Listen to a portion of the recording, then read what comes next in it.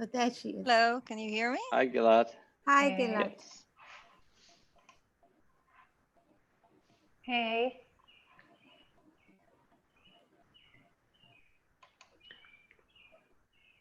Hello? בוקר טוב. Oh, I can't hear you. אני לא שומעת. את לא שומעת? גם עכשיו לא? אני לא שומעת, חמוד. אני לא מחוברת. Okay, guess I am having technical problems. So yeah, you were speaking, right? כן, So I was כן, yes. supposed to hear you. Yes, you're supposed to hear me.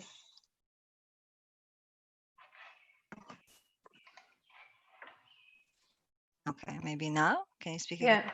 we can hear you. You are. You're not. כן, כן.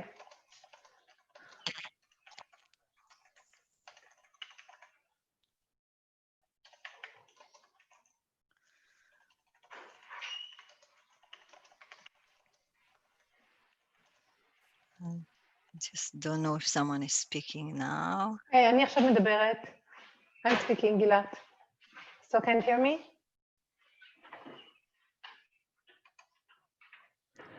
Okay, let me maybe rejoin. Yeah, maybe leave and come back. Okay, now I can hear. I see. You can hear us? Yeah, good. Good, good, good. Okay. Yeah, I By the knew way, I you're messed up broadcasted. something. Oh, okay, great. So Yeah, we're live. We're being recorded. And we'll take the next step at the beginning. sorry. Not maybe the most gripping part of the presentation, but Oh, you think so? You hope? Okay, yeah. Thank you for the vote of confidence.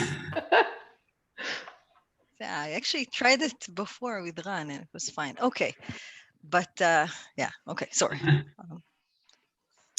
but the number of attendees is slowly, increasing, and we'll have a few more.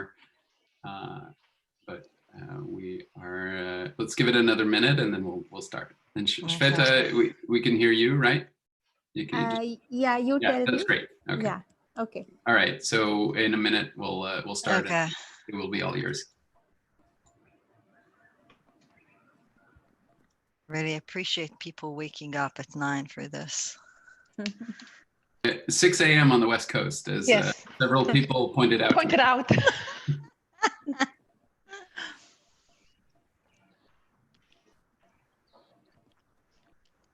Wow.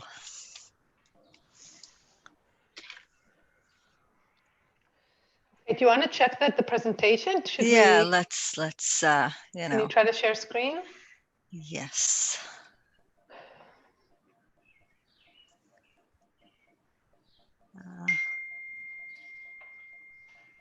Okay. Is this fine? Great. Yeah. Okay. Yeah.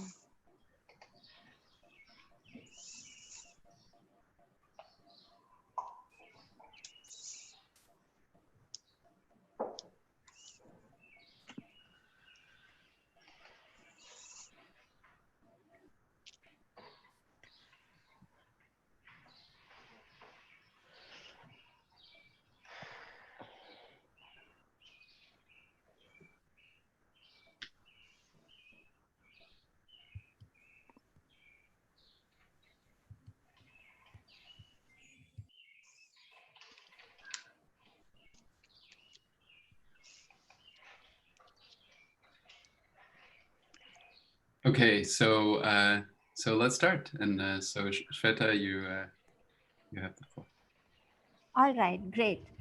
It's my great pleasure to introduce our first invited speaker for the day, Gilad Cole.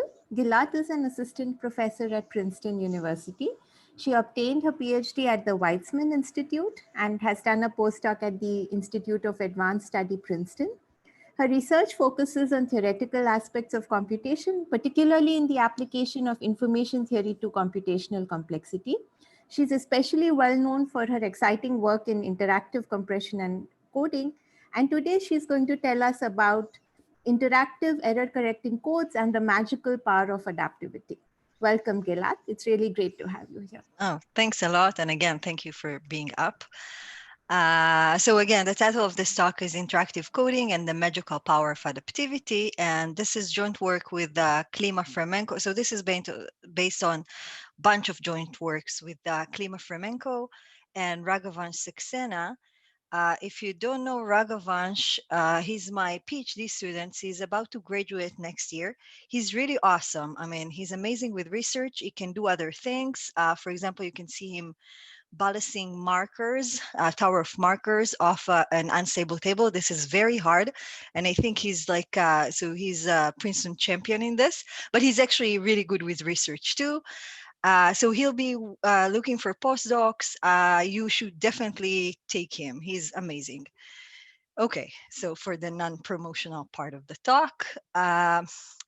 So this talk is about interactive coding and about adaptivity. I'll tell you what those are and the connections between them.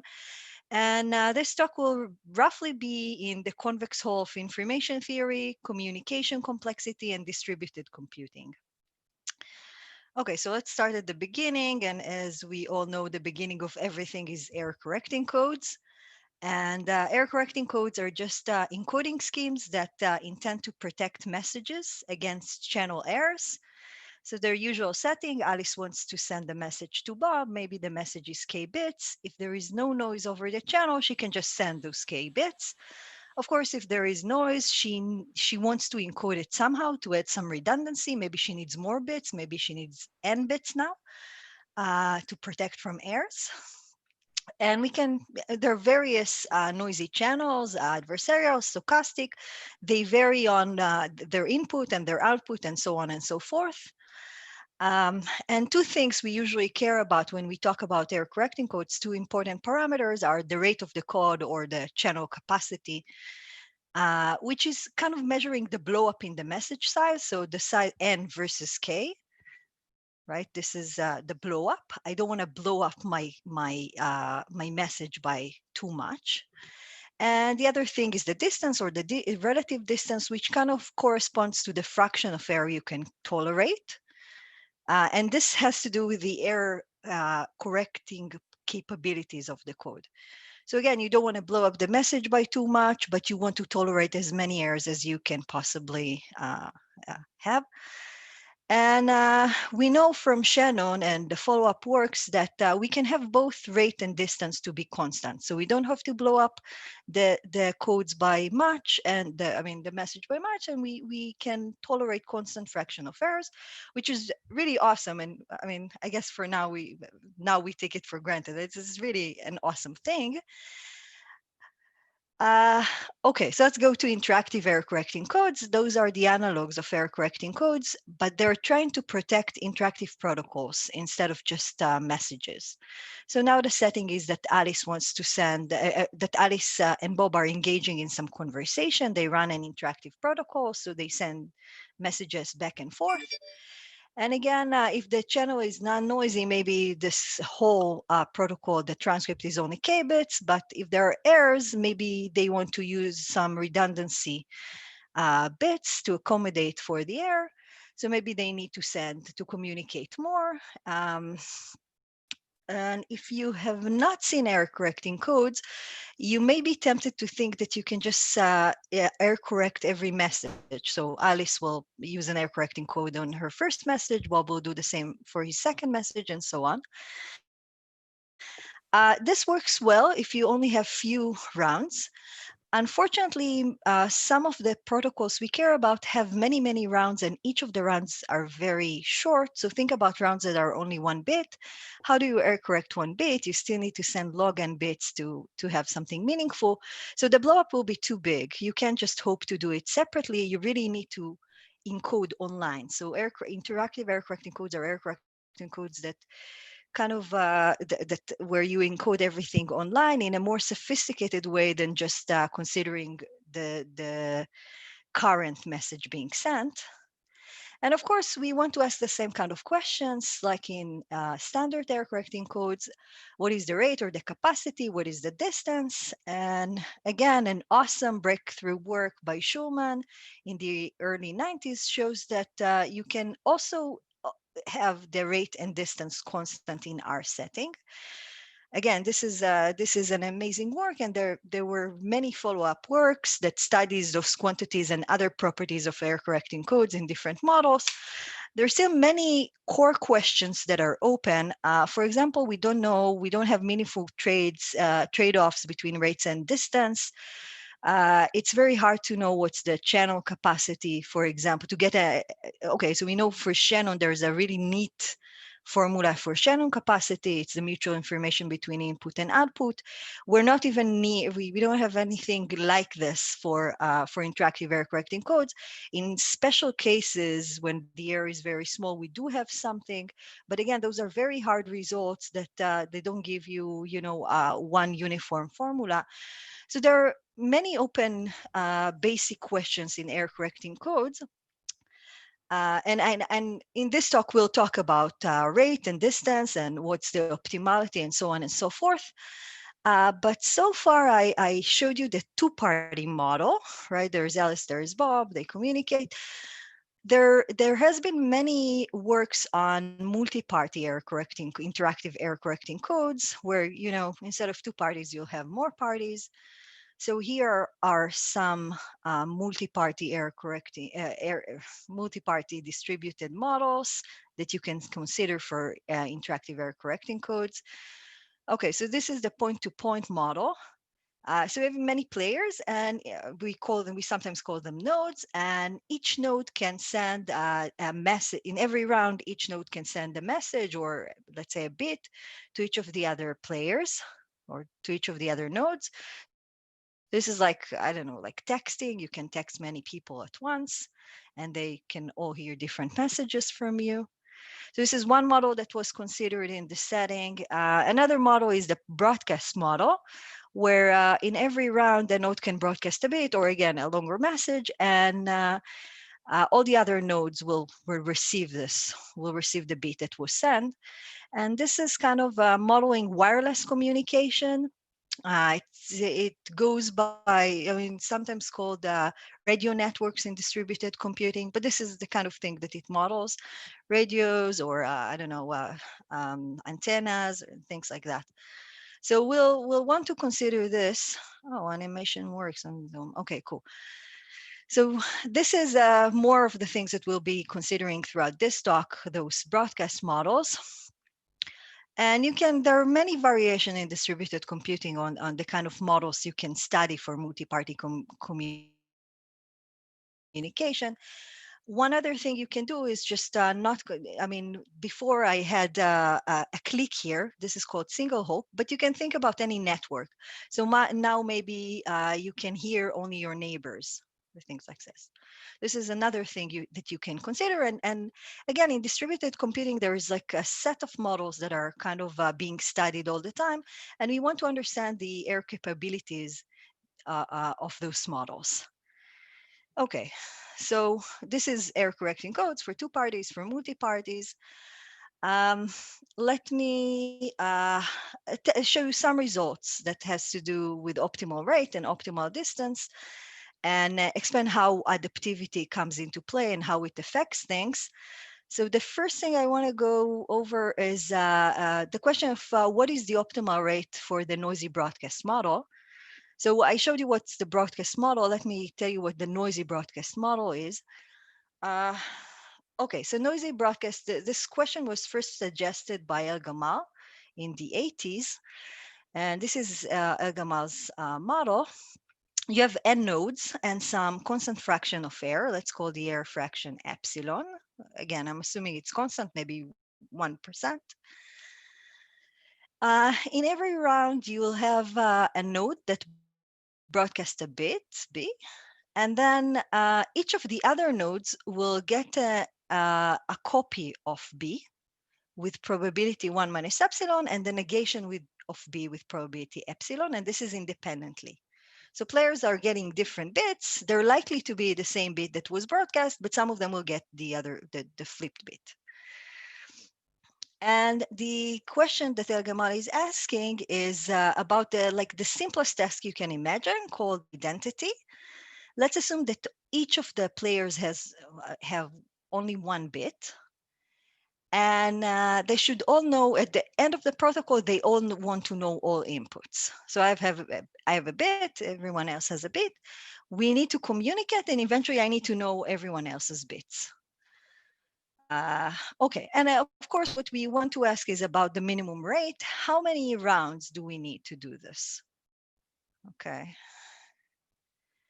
Okay, so obviously, if there is no noise, you need n rounds. I mean, n rounds will suffice because you can go in order, and each player will broadcast their bit, and they all hear it well. That's fine.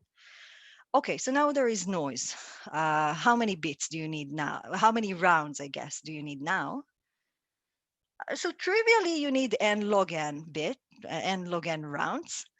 The reason is that I mean, you can see this by you can do this by each party just broadcasting its bit in log n rounds, and then each other party can take the majority of the bits it received from each of the nodes, and this is very likely to be correct. So okay, what's the probability that node I errs on the input of node J? It's just 1 over poly because node J repeated log n times, and you can union bound over the n players.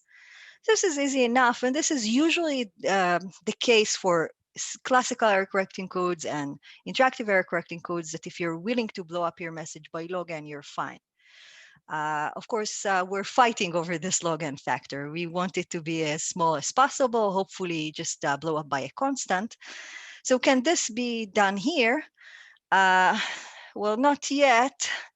So there's a cool result by Gallager that shows that you can do better than n log n. You can actually do n log n. So again, this is a classical result from the 80s. And that's quite cool because this means that a node should only broadcast log n times instead of log n times. And clearly what I had here, this union bound will not work anymore, right? I'll get polylog here and I can't union bound. So okay, so Gallager has another trick. Let me show you this because I think it's a really cute protocol. Okay, so this is what Gallager is suggesting. Take your n nodes and partition them into subset of size log n.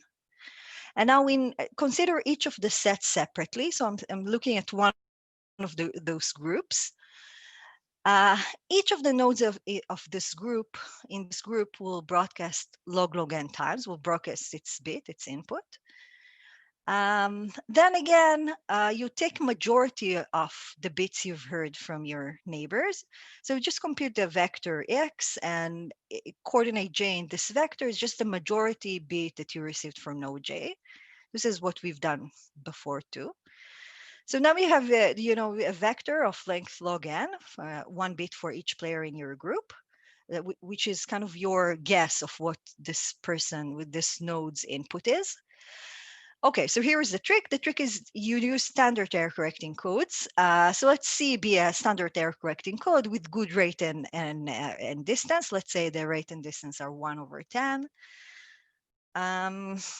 Yes, so what I'm doing now is I ask each player to encode the vector he got using C.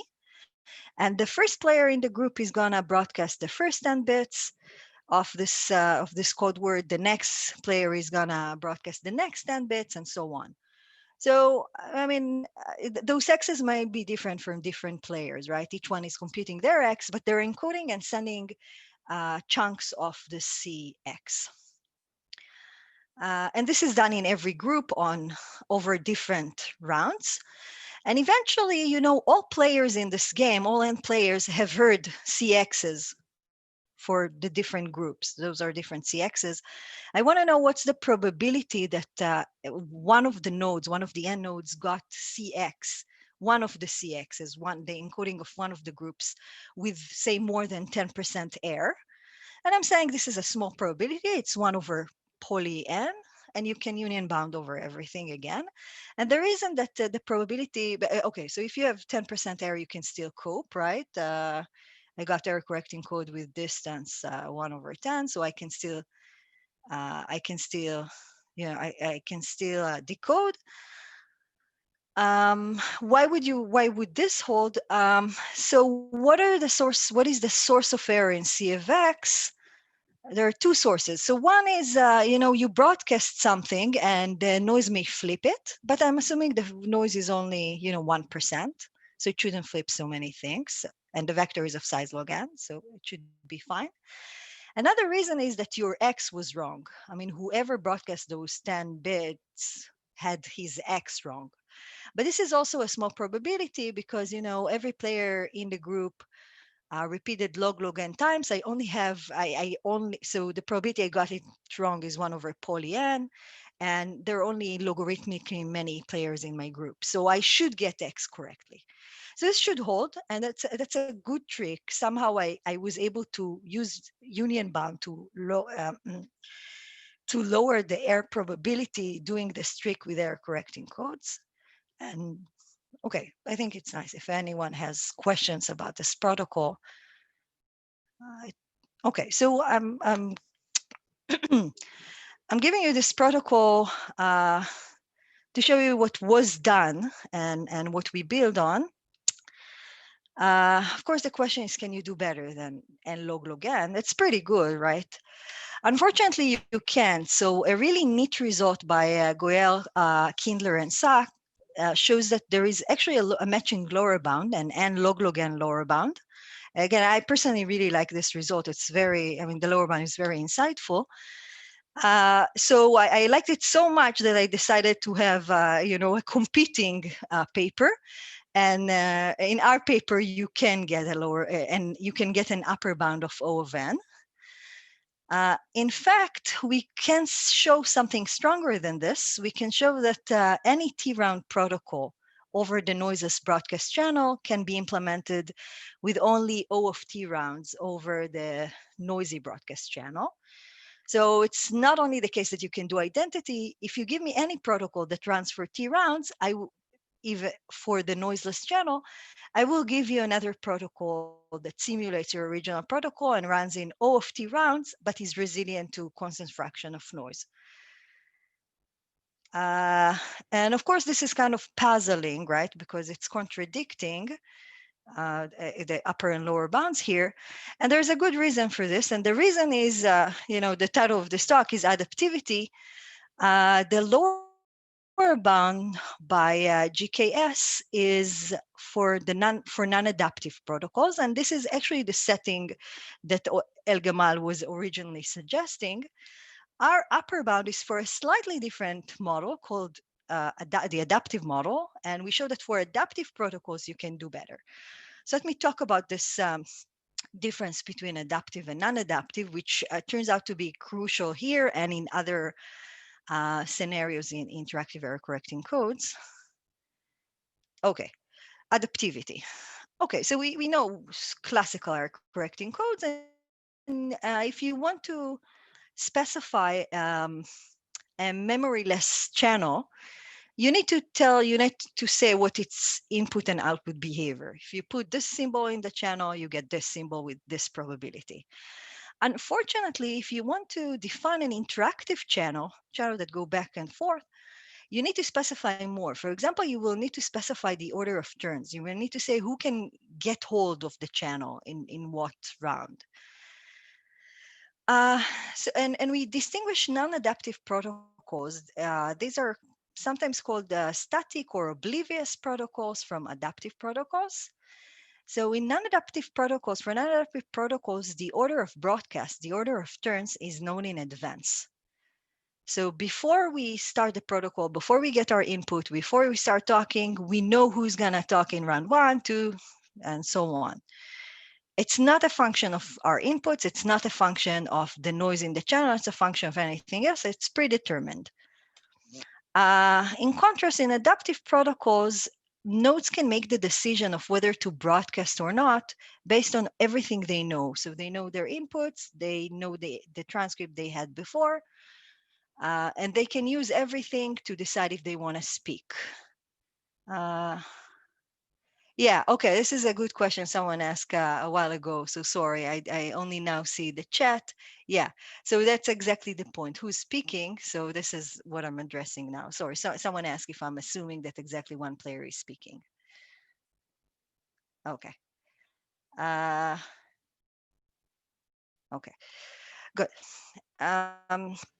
So there are adaptive protocols and non-adaptive protocols, and I'm claiming that many of the protocols that are used in real life, or at least in the distributed computing literature, are actually adaptive.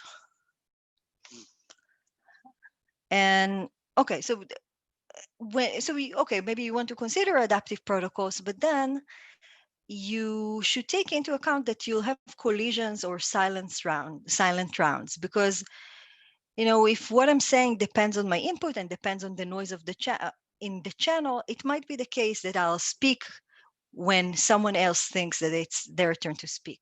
So it's kind of unavoidable to have collisions or maybe even silence rounds when nobody is speaking, and you really want to specify what's happening in those rounds.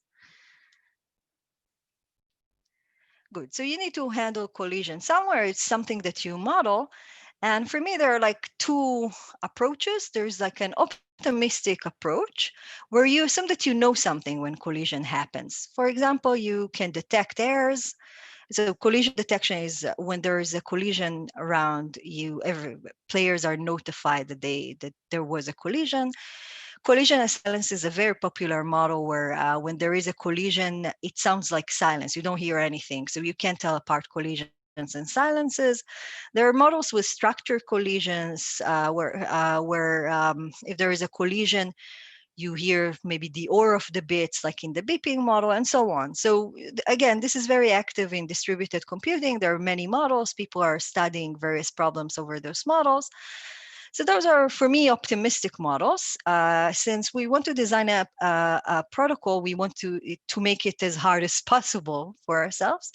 And we can also consider a pessimistic model where, if there is a collision or silence, all bets are off. I don't know what I'm getting. Actually, the worst thing that I can imagine is that there is some adversary that will, those kind of rounds will control everything that everyone hears. So, and this will be our running assumption. In case of a collision or a silence round, an adversary will control the bit received by each of the nodes. It can even be a different bit. It can give each of us whatever he wants. So really, you don't want collisions or silences because you give this power to the adversary. It's not part of, he's not charged for it. He just gets to corrupt it for free. And the motivation for this kind of model is, again, I try to look into this. I don't know what really happens when there are collisions in real life. Sometimes it's just really unspecified. You don't know what's going to happen. You can't get any information about any of the signals. So this is kind of modeling this. It's also good because it's preventing this phenomena called signaling. Let me not get into this. Okay, so we want to assume this pessimistic model and show that even under this model, we can do better than, n log n. We can have concentrate codes. But how can such weak adaptivity help us? It's very weak. You can be adaptive, but if there is a collision, then all bets are off. So how can you use this? I think there was another question. Let me check. Can you skip rounds and not speak? Yeah, you can speak. So or does that? Okay. So yeah, you can decide. So in the model we're considering now, in this pessimistic model, or most of those models, you have three options. You can speak and say 1. You can speak and say 0, or you cannot speak. So you can speak and say generally give any symbol, or you cannot speak. Gilad, just so you know, you don't have to monitor the chat. Shweta is going to monitor for you, and she'll tell you. So don't worry about running back and I'm very forth to the stressed chat. about that. Yeah, no, it's stressful. I'm sorry. I should have said so before. Yeah, don't worry about it. So I'll interrupt you and okay. So I get the questions to you. So I taught on Skype, and I tried to ignore this, but then I saw the students like this. They're very anxious to get answers. So I was like, yeah. Okay, I'm not good at this multitasking, so let me focus on the talk. But if there's something important, please let me know. There are various model decisions. I'll try to flesh them out, because it seems that it is sometimes important. Yeah. But before you start again, true to my promise, I'll repeat a question that's just come up. Okay. So someone asks, are we measuring bits or rounds that are relevant for skipping? Yeah, I'm sorry. I get confused because I'm used to bits, but in this model, it's basically the rounds. So yeah, if you're communicating bits, I mean, if every round is a bit, then you're okay. So yeah. Okay.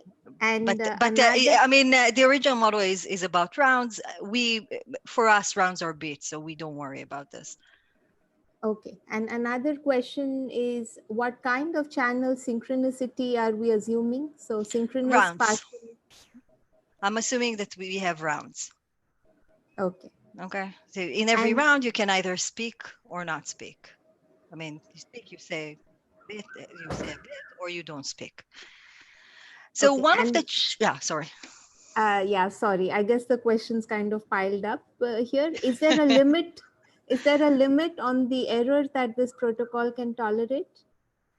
Yeah, I mean, it will be some constant error, some small constant error. Okay, so here I'm trying to optimize over the rate, and it will work for some, a regime of epsilon, some constant epsilons. Next, I'll show you how to optimize over epsilon. I mean, over the epsilons that you can tolerate. So here I'm thinking of epsilon as like a small constant, and I'm trying to get constant rate. So let me say that part of, I mean, the models, there are so many questions, and I wouldn't want that the answer for each one of those variation will be different. So part of, the modeling decision is to try to make your protocol be as general as you can, right? So this is why we consider this pessimistic model. We're trying to, to allow as few resources as possible for this algorithm to be as robust as possible. Okay, so yeah, adaptivity turns out to be a key, even this weak adaptivity, but other things are less of an issue here. And this is what we want to do, right? You don't want to go variation by variation and give a different protocol. This is exhaustive and annoying. You want to find a model that is robust enough and to really flush out the things that make a difference. So I'm saying adaptivity is a huge issue. The other small details will not be as important. Okay, so yeah. So I was talking about how we can use this adaptivity, and again, I'm stressing this is the minimal amount of adaptivity we could have thought we thought about, right? Adversary is taking over. How do you use this? Okay, so to tell you what we're doing, I need to tell you a little bit about error correcting. I need to tell you about one tool that is used in error correcting codes. But I think it's cool because you'll see that our protocol, what we're using here to kind of resolve this question, is totally different from what Gallager was doing, right? It's the tools are more involved, but it's cool that it's solving. I mean, that you kind of need this to solve a very clean and old problem. Good. So the mechanism I was talking about that we're using is rewind if error, the rewind if error framework. It's again very useful in interactive coding. It was suggested in Schulman's original paper, if I'm not mistaken, and it's very natural. Those kind of rewind if error protocols will have two stages. The first stage is an execution stage where parties will just run the noiseless protocol for a while. But then there might be errors, so you have some check phase to check that everyone is on the same page. So parties will check if there was an error. They'll do it typically by exchanging hashes of their received transcript. So each of us knows what we got. We can hash it and then compare.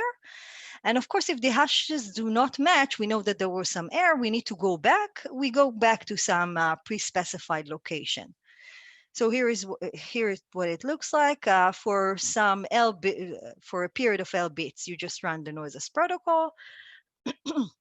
Then you have some check phase, and it's better be that the check phase is like shorter than the execution phase. Okay, to not hurt the rate. And the reason you need this is that you typically, so I didn't say that, but if there is an inconsistency, you go back to the beginning of this block or some specified place. And again, to actually make this work, you need to go into the details. Let me not do it. But the reason you need this check phase to be shorter is that you usually layer them. You usually have some recursive structure where you do the small thing of execution phase and a check phase, and you repeat it a few times. And after you've done this, then you have a more substantial check step. And now this whole thing is one block, and you repeat this and you have an even longer check step. And the reason that you usually layer this way is that if you have a mistake, say here, if you have an error here, there's some probability you'll catch it here, but there's some probability you won't. And if you won't catch it here, you have another shot of catching it here. So anyway, we do this recursive structure. So you see, I am adding various. So for every bit here, every bit here will be checked here, will be checked here, will be checked in the even larger check phase. So you really want those check phase to not accumulate, to not overpower the execution phase. So they need to be shorter. Okay, so this is our goal, to get a short check phase. I mean, execution phase is clear. You just run the protocol. How do you implement the check phase? Okay, so how do we implement this check phase over the noisy broadcast channel? Okay, so here is what we do, and it's kind of, straightforward. Let's designate one of the nodes as the leader. The leader will broadcast, just player node 1. Leader will broadcast hashes of its received transcript. So I'm saying I'm hashing what I saw. Those are my hashes. All other players are comparing what they have against the hash given by the leader. And let's say that they set their bit. So every player has a bit B. It's set to 1 if the hashes of this player different from the leader. So BI is 1 if player I, if BI is 1 if player I is unhappy. Player I knows or saw an error. Okay, so in this case, is unhappy. What I need to compute is basically an OR of those bits, right? I want to know if someone is unhappy. If there is someone who's unhappy, I will rewind. I'll go back to some pre-specified place. Okay, so it's about, it's an easy scheme. The only thing is it may not be clear how to compute the OR of those bits. So you have n players, you want to compute the OR of those bits to know if there's someone who's unhappy. And this is one of the keys for this work. So Gilad, yeah. let me interrupt you. There's a question. Do we assume a complete graph so the leader knows everything? Yeah, I think I had it in. Yeah. I assume a complete graph. We have a follow-up work, as long as you ask. We have a follow-up work for networks. I think it was, it's a very recent work from the last talk or Fox. And for general graphs, this is impossible. You can't run the scheme. So this is working just for the click. For the original Gamal setting, where you have this, you have a complete network, a single hop network, it will not work for any network. Unfortunately, we have a log n lower bound on the blow up for general networks. Okay, but it is working for click, and this is generalizing Gallager's algorithm for the slightly different model. Okay, so I was talking about this OR protocol, and the OR is kind of required to implement the check phase. And unfortunately, if you're using non-adaptive protocols, I mean, players taking turns, then this will require n rounds. There's nothing you can do about it. You don't know who has the one. Maybe only one player has the one. You have to go in turns and ask everyone. And this is the reason, basically, why you can't get a linear coding scheme for the non-adaptive model. Okay, just because this is the bottleneck, you can't implement this OR efficiently enough. Remember, we need it to be kind of little o we'll need it to be like little o of n, and this is exactly n. Okay, can you do better if I'm allowing you to use adaptivity or weak adaptivity? Again, it's unclear that you can do better because what can you do? Maybe you have many players with one. Then if you only have one player with one, you can tell tell the one player to speak, and you will know that he has a one, and you're happy. What if we have many players that have ones? They can't all speak at the same time. This will be adversarial. How do we coordinate them? So fortunately, you can do this. We're using or rediscovering a really neat protocol called Decay from the 80s. This is a useful building block in distributed computing, and their idea is the following. Let's assume that I know how many one nodes I have. Let's assume that I have 2 to the I one nodes. Then I can ask each of the one nodes to just broadcast with probability 2 to the minus I. And you can see that in expectation, only one of them will speak. So I have a decent probability of not incurring of a collision round. So you repeat it, you amplify the error, but this is basically working. So if I know how many players, how many one players I have no problem. Of course, I don't know. So their idea was to check all possible I's. So, there are only log n possible I's because the number of players is only n. Just check them. This is only log n rounds. It's much better than n. And of course, this is what we're doing. So this is our adaptive OR protocol. You just run decay, as I told you. It's log n rounds. In the first round, I ask everyone who has a 1 to just shout 1. Of course, this may cause collisions. So in the next round, I'll ask half of the people that were speaking before to not speak. So only half of the players in expectation will speak.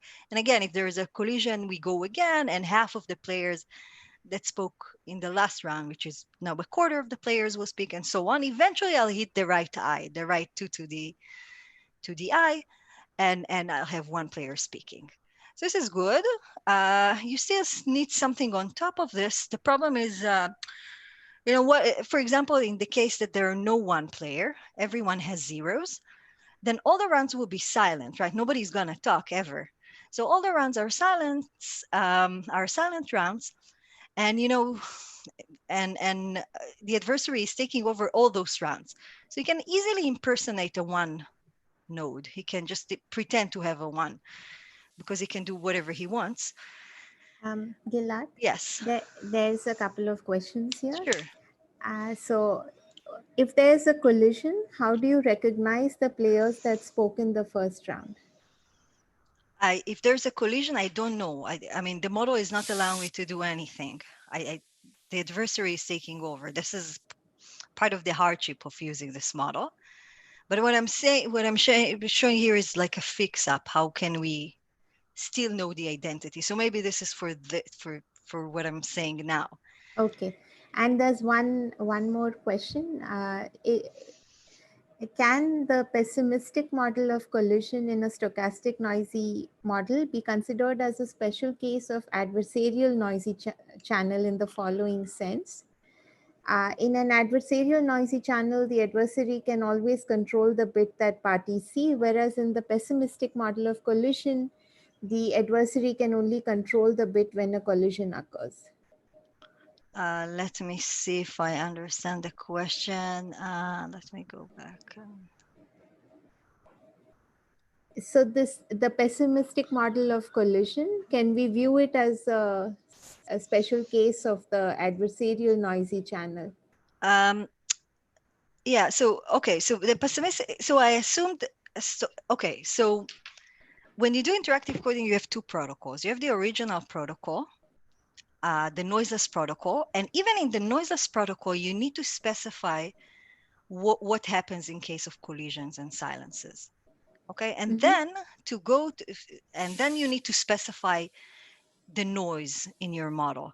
So what I'm saying, you cannot think of this as I don't think you can think of this as adversarial, because the original protocol will have the noiseless protocol will also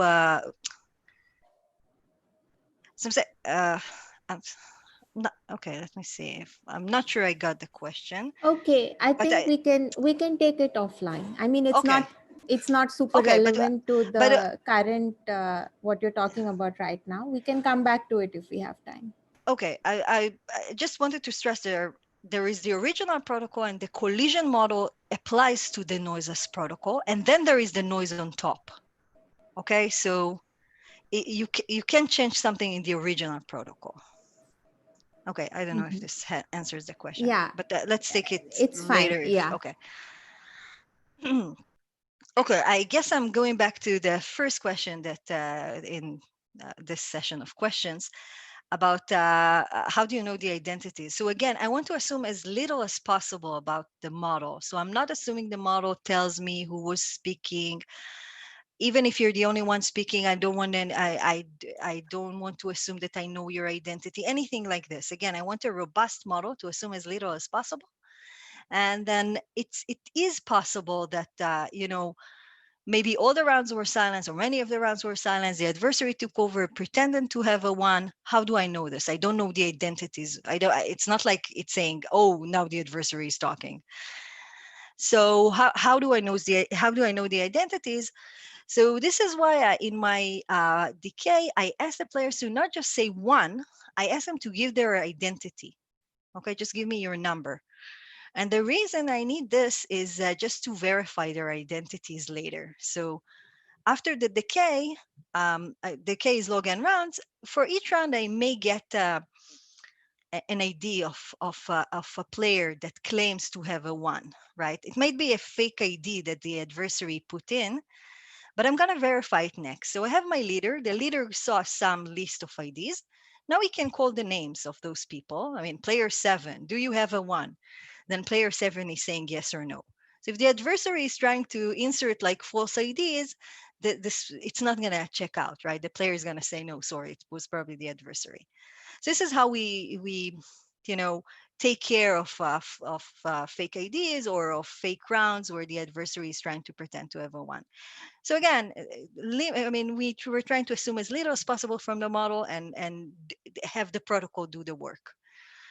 Okay, so this is the OR protocol. I mean, there's some other details in the OR protocol, but this is how it goes. You can see it's only log n rounds, or I don't know, maybe polylog n rounds when you do all the repetitions, but it's a little often. It's like much better than n, and this is the core reason we can actually do concentrate coding.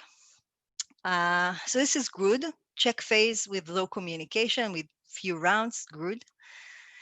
There's a downside, but because the check phase is good, it's efficient, but it almost always fails. So even if my execution session or phase is short, maybe they send like 5 bits of the original protocol and then checked. Even then, since there are n players, one of them is going to be unhappy, right? There is a constant fraction of errors. So it's almost surely that one of them is going to be unhappy. Actually, many of them are going to be unhappy. So the OR will always give me 1 and I will always rewind. So I can't make any progress this way. So, okay, good. I know that I need to rewind. It's clear that I need to rewind. So what do? So our observation was that it's not like all n players must be happy all the time. I don't really need to ask all players if they're happy or not. It's okay if you're not happy, as long as you don't have to speak soon. So if you're talking in like 1,000 or 1,000,000 rounds for now, it's okay if you're unhappy. We'll make you happy eventually. So we only care about the players that will speak in the near future, and the rest of them we just ignore. So only nodes that may speak next, and we can identify those, will participate in the OR to make the other ones happy. But eventually in 1,000,000 rounds, you will need to know, right? So we're using a mechanism called tree codes. I don't want to get into this, but it's a mechanism that will allow me to eventually let everyone know. But I have more time to do this. So I'm not stressed now. So you can kind of amortize this knowledge over time and make sure that when someone needs the knowledge, he will gain the knowledge. So again, there's some complication going into implementing the mechanism. I don't want to go into this because I mainly wanted to demonstrate how we use adaptivity. There is structural things that you need to do for this to actually work. Okay, so I'm gonna. This is all I want to say about the rate of the noisy broadcast model, and I'll show you another result. Questions? Okay. So there's a quick question before you move on. Sure. We have to assume that the original protocol is non-adaptive, right? Oh, sure. Yeah. So I was hoping to not have to admit this, but let me just admit it out loud. Yeah. So this is a drawback that we have in almost all our encoding schemes. I'm assuming, so I'm strongly assuming to know who's going to speak next, I Yes. need to, yeah. I unfortunately need to assume that the original protocol was non-adaptive. So it's still a generalization of, Gallager and all of those things to this model. But I would want to have what we call an adaptive to adaptive protocol, uh, compiling scheme, taking an adaptive protocol and convert it to another adaptive protocol. Currently, I think it's impossible. Unfortunately, it seems that the lower bound is also impossible. So yeah, this is something I'm like dying to know if this is possible. I currently we think it's not, but the lower bound seems to be very complicated here. But yeah, I maybe needed to admit this. I think it's written in the theorem, but yeah, I'm taking something that is non-adaptive and compiling it to something adaptive, and I don't know how to improve this. It will be super interesting if someone can. We have very few results about compiling adaptive protocols. We actually have a negative result for the beeping model. But again, those are tend to be technically very involved. And unfortunately, I don't see ways to get upper bounds, just lower bounds there. Yeah, okay. Yeah, good catch. And are adaptive to adaptive compilers known for other settings? So no. So that's the problem. We have one negative result. I think it was in this POTSI, like very recently. But it was a negative result for a related model. No, I don't know any positive result. I don't know of any variation. And I mean, I want to say yes. I want to give you protocols. A, because people like to see protocols. B, because it's very hard to do lower bound sometimes. So I'm trying to give protocols, but yeah, I don't see of any setting. I mean, in very weak settings, I can say yes, but in like a general nice setting, I don't see a way of saying yes, and it's probably a lower bound, but who knows? It's on the Thank to-do you. list for a while, but seems to be challenging. Mhm. Okay, good catch. Yeah. Okay, I'm gonna switch gears a little bit. We talked about rate. I want to show you results about distance, so about optimal air resilience. I'll demonstrate this for two parties and not multi-parties. Not multi-party because okay, let me not say what. But again, I'll show you how adaptivity comes into play. So again, I'm talking about distance. I'll talk about a two-party model. It's easier to demonstrate the ideas there. Okay, so here is the question. It's a maximum air tolerance, which is basically maximal distance.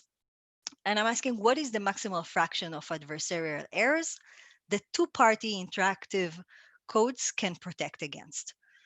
So I'm going back to the standard setting, two players, Alice and Bob, in interactive coding. What can I tolerate? What fraction of errors can I tolerate? And there's a a cool paper by Bradman and Rao from a decade ago that shows that the answer is one fourth exactly. I mean, you cannot do better than 1/4, and you can do 1/4. And this is what. Okay, so there are two directions. They give an interactive coding scheme that is resilient for 1/4. So every protocol, noiseless protocol, can be compiled into a noise resilient protocol that is resilient to 1/4 fraction of error. I won't show you this result. It's kind of involved, and I don't have the time for this, but it's very nice. What I want to show you is the other direction. It's the upper bound, which is kind of the lower bound, I guess. I want to show you that there are some protocols that cannot be compiled to an air resilient protocol that has resilience better than 1/4. And actually, even the simplest test you can think about, this message extensions, is kind of the simplest interactive test you can think of. In this test, Alice has X, Bob has Y, and each party wants to know the input of the other party. So Bob needs to know X and Alice needs to know Y. So this is like, if you have one-way communication, then just Bob needs to know Alice's X. Here, you also go the other way. Alice needs to know Bob's Y. This is a very easy interactive text. It's a task. It's not adaptive, not anything. But still, even for this task, you cannot get something better than 1/4. Okay, so here's the argument. Let's assume, so I want to show you that you cannot do message exchange when you have errors, you have 1/4 fraction of errors. So let's assume without loss of generality that Alice will speak more.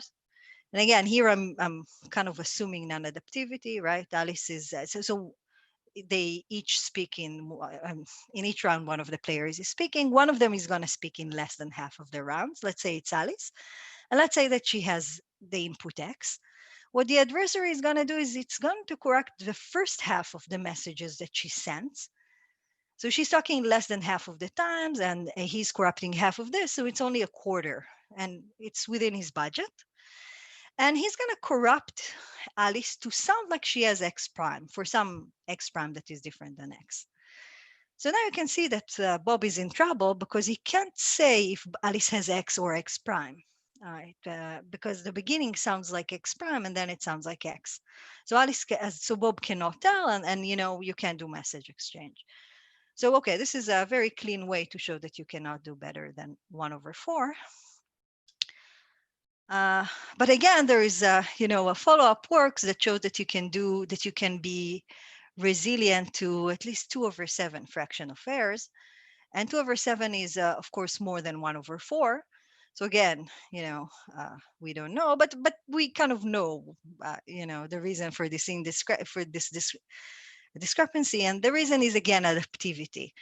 So Brother and Rao were assuming the kind of standard model where protocols are non-adaptive, and this is Ghaffari, Hopler, and Sudan.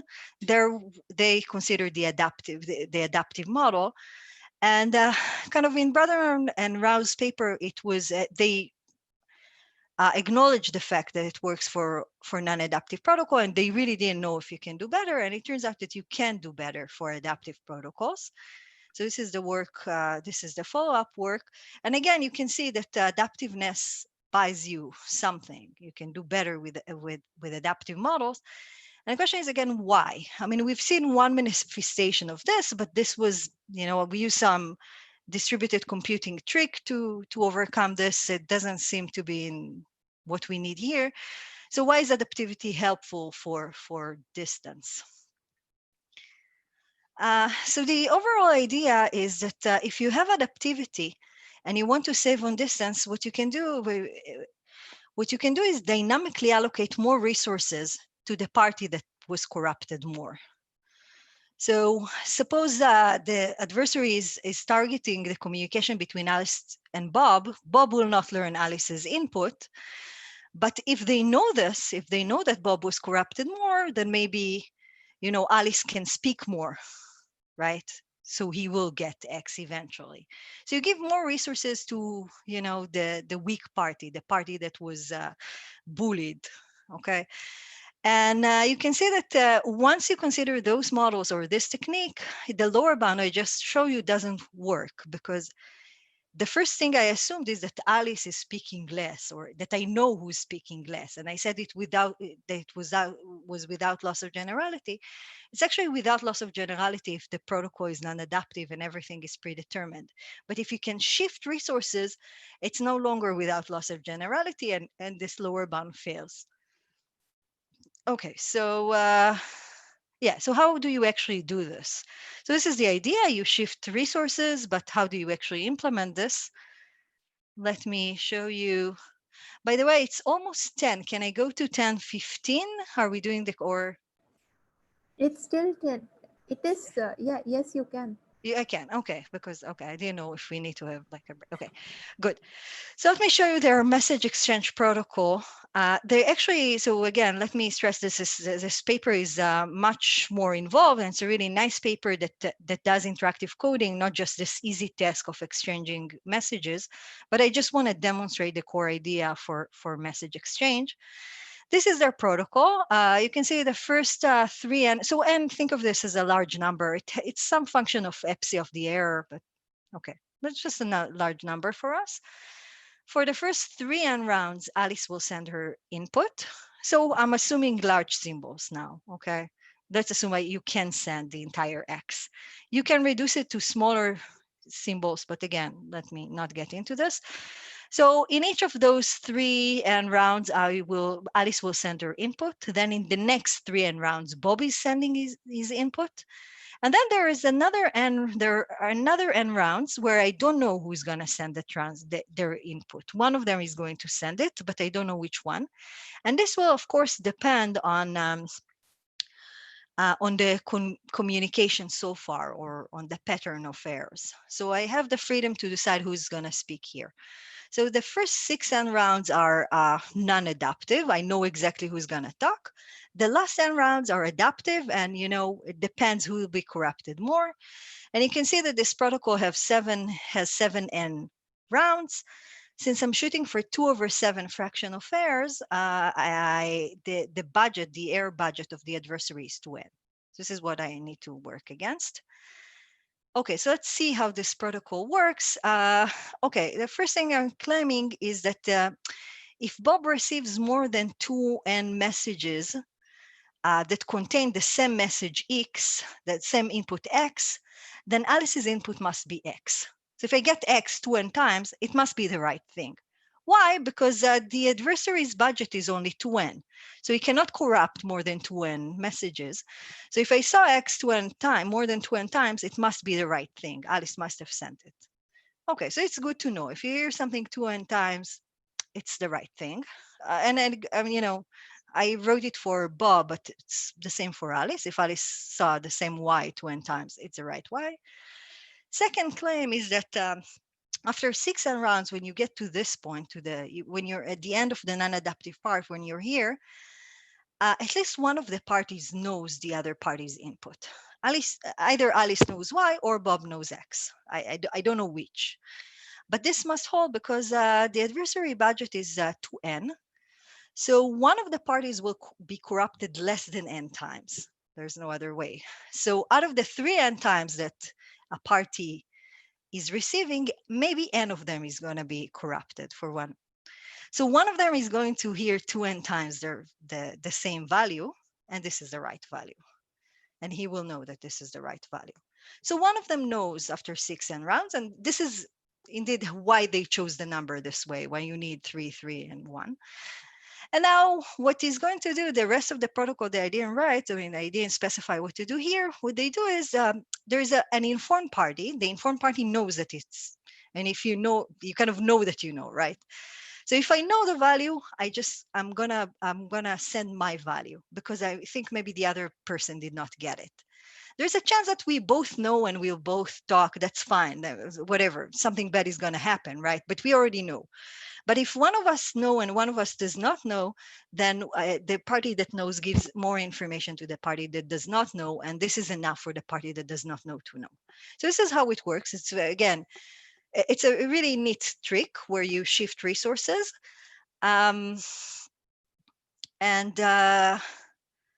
yeah, and you need to do more to do interactive coding. This is just the easiest task. This is one example, right? Okay, so it's a cool protocol. The question is, can you do better than 2/7? Actually, it was strongly believed that you can't. It was believed to be optimal. In fact, you can actually prove that all simple protocols cannot be 2/7. So if the protocol is, for example, symmetric, like this protocol, then you can't be 2/7. So symmetric rows cannot be 2/7. If they alternate, if the terms alternate, you can't be 2/7. So for many, natural protocols, we can show that 2/7 is optimal. But we were recently able to break this 2/7 barrier and show that 2/7 is indeed not optimal. You can actually do more. If you have adaptivity, you can actually do more. You can do better than 2/7. We actually got the exact constant. So we have a lower bound for message exchange. We also showed the lower bound, which is kind of involved. As I said, lower bounds for adaptive models are involved because once you change something, then the order of turns can change. But we were able to also get a lower bound. I won't talk about the lower bound. Let me say something about our upper bound. And the idea in our upper bound is feedback. This is a very nice protocol. It seems that, okay, what can you do? Alice only has X, she'll send X. Bob only has Y, he will send Y.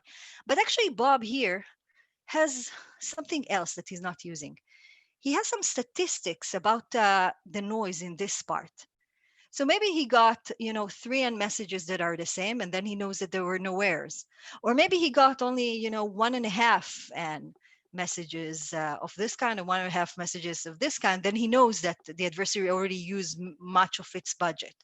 So we're losing some information. It seems that Bob only has Y. No, Bob has some statistics about what went on here, and he can give feedback to Alice. And we'll see that this feedback is really useful. So how do you use feedback for this? What I'm going to show you is, it's a very simplified setting. Let's assume that, at this point, at the 6N point, Alice magically knows if Bob knows. I mean, she has feedback. I mean, there's some feedback mechanism. When we get to the non-adaptive part, the end of the non-adaptive part, this feedback mechanism is telling Alice if Bob knows. Let's just assume that this is happening. I'll show you that we can shorten the protocol. Okay, so I shortened the protocol. Instead of 3N, I get 8N over 3. That hopefully is, it's smaller than 3N. Good. So this protocol is shorter. You can see it's only 20 over 3 instead of 7 to 21, instead of 7 over 3, which is 21, I guess. So the protocol is shorter, and I still can tolerate the same fraction, the same number of errors. So my error resilience is going up. So somehow, if I get feedback, I'll show you that I can shrink the protocol, and therefore the error resilience will go up. So let's see this phenomena. Again, I'm assuming that Alice magically knows at this point if Bob knows or not. And let me redo one of the claims we had before. We had the claim that at this point, one party knows the input, the input of the other. I'm saying, again, in this point, one party knows the input, but this point is now is not at 6N, it's at 16N over 3. It's like, it's faster. One of them knows faster. And then everything else will follow. Why is this true? Let me just prove this. Okay, let's suppose that Bob doesn't know. Okay, if Bob knows, then Bob knows, and the claim holds. If he doesn't know, then what would Alice know? She knows that, okay, so again, I'm using this assumption that Alice magically knows if Bob knows. If Bob doesn't know, when I say doesn't know, I mean after this point, Alice knows that he doesn't know, which means that she knows that there are some errors invested in his side. So if he doesn't know, he didn't get 2N messages that were the same. For Bob to not get 2N messages that are the same, I need to invest this number of errors, okay? Because this is the total number of messages he got. He didn't get 2N messages that are the same, so the adversary must have invested 2N over 3 errors in Bob's side. She knows this, so she knows that the adversary already used up this many messages, and therefore what he has left from his budget is the 2N that he had originally minus whatever he invested in Bob. Turns out that this is 4N over 3. And we balance the numbers such that Alice can now use majority. So she knows that this is the number, this is the new budget. Since she's receiving 3N over 3, 8N over 3 messages, and only 4N over 3 of them are corrupted, majority will give her the right thing. She knows this. So, okay, we're done. Alice, if Bob doesn't know, Alice knows by majority, and she knows, and so on. So what happened here is this feedback information, if I know statistics about the beginning, I can shorter about the first part, I can shorter this second part of the protocol, because I know that the budget is not 2N, it's something lower than this. So I can shorter everything gets shortened. So this is a trick we want to use. This is the trick we want to use. The fact that feedback will allow us to do something more efficient. Of course, this is not La La Land. We don't have someone magically giving us feedback. We need to actually implement the feedback mechanism, and this unfortunately takes a lot of effort. So how can you implement this?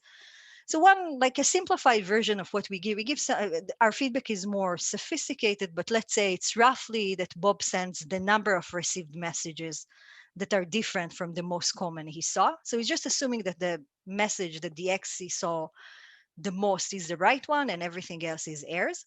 Of course, it doesn't have to be the case. So let's assume this is our feedback. The feedback is inaccurate. It's just an estimate, right? It turns out that it's good enough, but you need to work to show it. And also the feedback can be corrupted. I mean, I give something, the adversary can corrupt it. So this is, one kind of challenges we have to go through to protect our feedback and show that we can accommodate this inaccuracy. Another feature of our protocol is that since one party is giving feedback to the other party, the protocol is clearly asymmetric. Alice and Bob do not have the same roles. So it's a kind of a weird looking, right? Alice and Bob, even in same message exchange, you're symmetric in their roles in the message exchange function, but the protocol is very asymmetric. It's even asymmetric if you go to interactive coding. It's asymmetric in an even weirder way. It turns out that what you need is a trick called rate adaptation. We'll have Alice speak more at the beginning.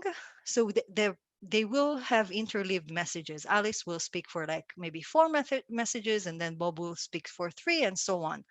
So they have to, if you want to do interactive coding, they have to interleave, but we'll interleave them in a way that is asymmetric, that at the beginning Alice will talk more than Bob, and at the end Bob will talk more than Alice.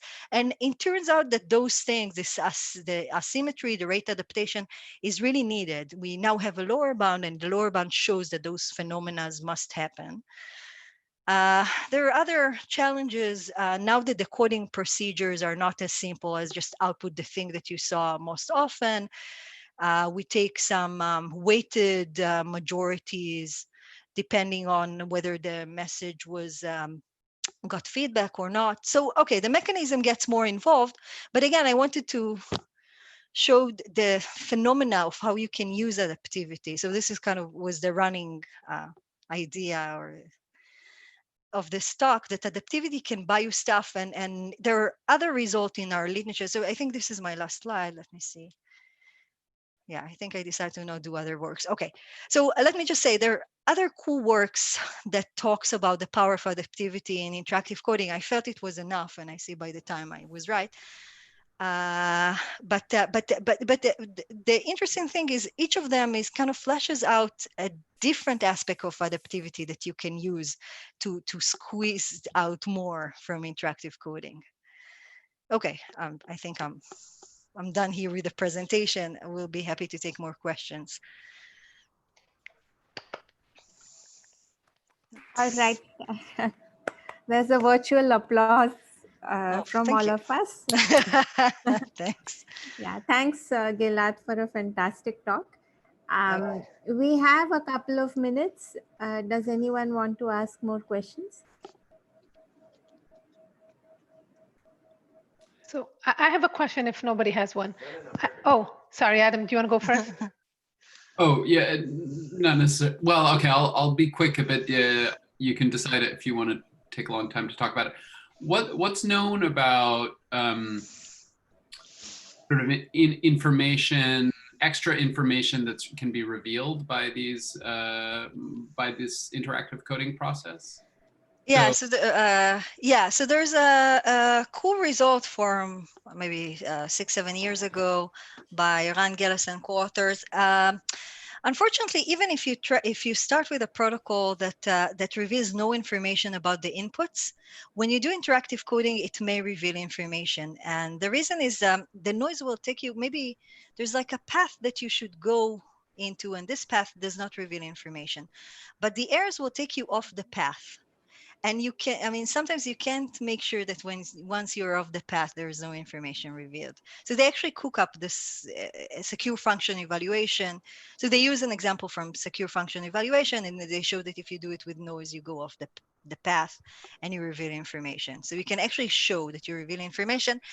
I don't think anyone measured the amount of information. So we thought of this, but we didn't get anywhere. But the amount of information that you reveal, to measure the amount of information you reveal, there is another work that does something in this direction by I think Omri Weinstein and Mark Brederman, who used an odometer to measure this. So there are results in this direction. Definitely, it will reveal more information. It will not be as secure. Measuring the amount of information is more complicated. Thanks. Yael, you want to ask Yeah. your question? Yeah, Gilad, I think you probably said this, but I missed out maybe. So non-adaptively 1/4 is the best. Adaptively, they showed 2/7. But wasn't there some lower bound of 2/7? Yeah, so you're getting me into trouble. The original paper had the lower bound of 2/7, but it turns out to be a mistake. Oh, I see. So we were let know. I mean, someone found. We didn't find the bug. Unfortunately, when you do, again, as I said, lower bounds for those models, for adaptive models, they're very confusing and very delicate, because once you change something, the order of turns changes and everything changes. Yeah. So there was a small bug and someone found see. it, and it turns out, and for a while, I think for years, people were trying to improve the algorithm. I see. And Okay. then it took us, you see the time gap. It took us a while to understand that you can actually exploit this. Yes, got it. Okay. Okay. We now have another lower bound, and I don't know, I read it a few times. Pretty sure it works, but it's the lower bound we get is 5/16, which is for message exchange, which is tight. And I tried really hard to check that we were not making any mistakes, but yeah, okay. Got it. Thanks. All right. So there are, Benny, you. Yeah. So one maybe quick question. So just in order I'm sure that there's something wrong in what I'm going to say, but I'd like to understand why. Say that you had this wonderful compiler from adaptive to adaptive. Yeah.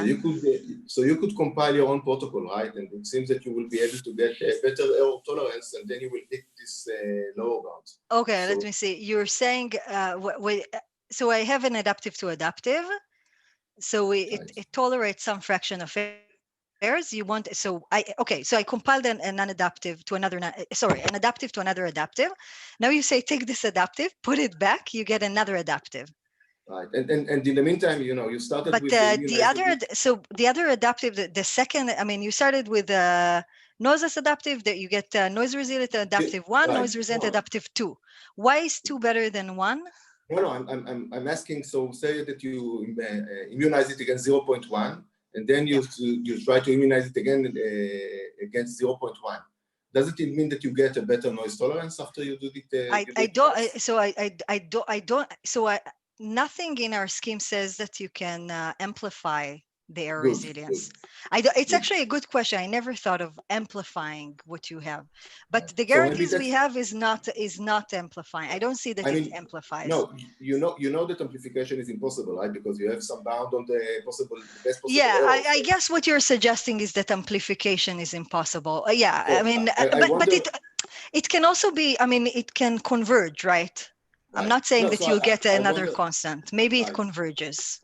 I wonder whether this can be allowed to rule out the possibility of a compiler from adaptive to adaptive. That's my point. Honestly, I never thought of this.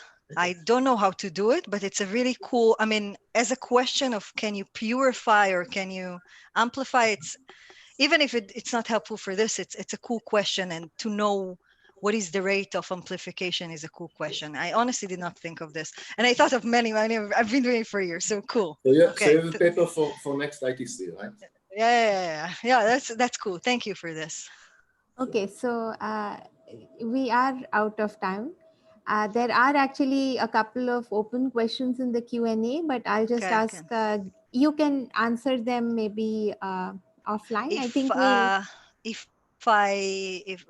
would I be able to, or would this disappear? I'm very worried about Zoom disappearing on me.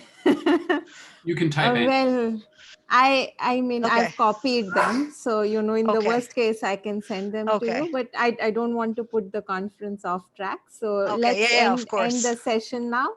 And Thank you guys. It was thank you for coming. It was great. everybody. Thank you. And thanks for a fantastic talk, Gilad. So Okay, I'll try to answer. Fantastic. Unless if it disappears on me, please send me the questions. I'll Yes. try to answer. We're not going to shut off the webinar. We're going to resume at 10:30, but there's no. Okay, so you I can stick still around. type. I mean, it's fine to answer questions and stuff.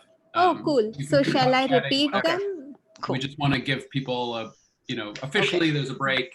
They can go get coffee or whatever. No, And, in their living at rooms or in 10:30 their for real. kitchens.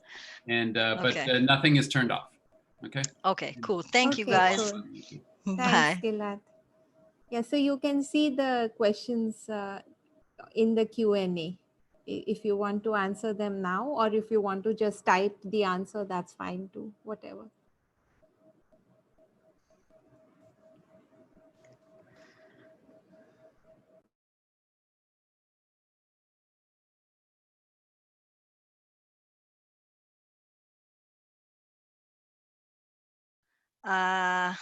Okay, so let me maybe say answer live.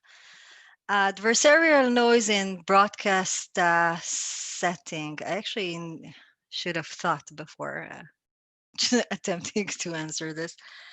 Yeah,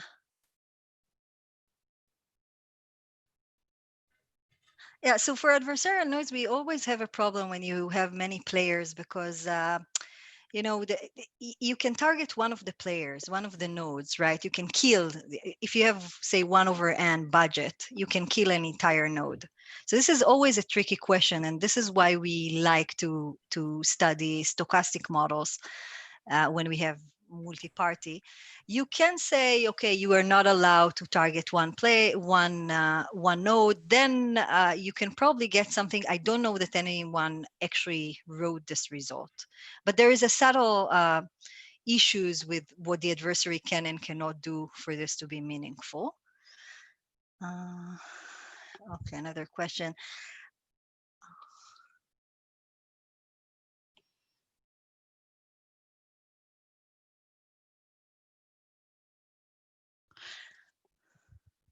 Yeah, okay, so let me take this question. So the next question was, what is known for adversarial multi-party broadcast channel with secure noiseless feedback? Can we turn any non-adaptive protocol with O of T rounds to O of T rounds protocol over the noisy channel with adaptive?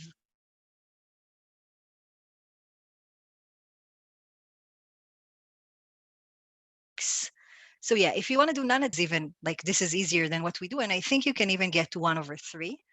So you can do better than what we're doing, and you can get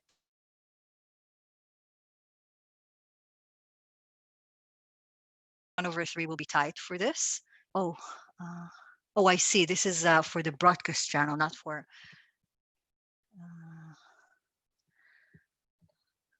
Okay, so for the broadcast channel, I'm not sure what is feedback. Everyone see what everyone got. Then this is probably pretty easy, because if I get feedback, you send me your bit. Your bit is I see.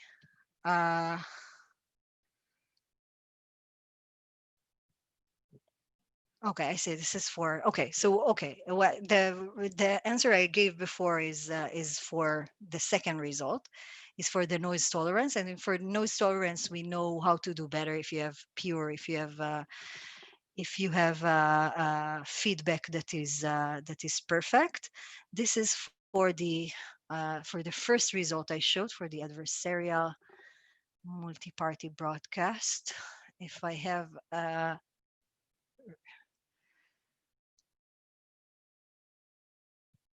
yes, I don't know from the top of my head what to do. So this is non-adaptive to non-adaptive, but you have feedback. So sorry, I don't know. That's I guess a good question.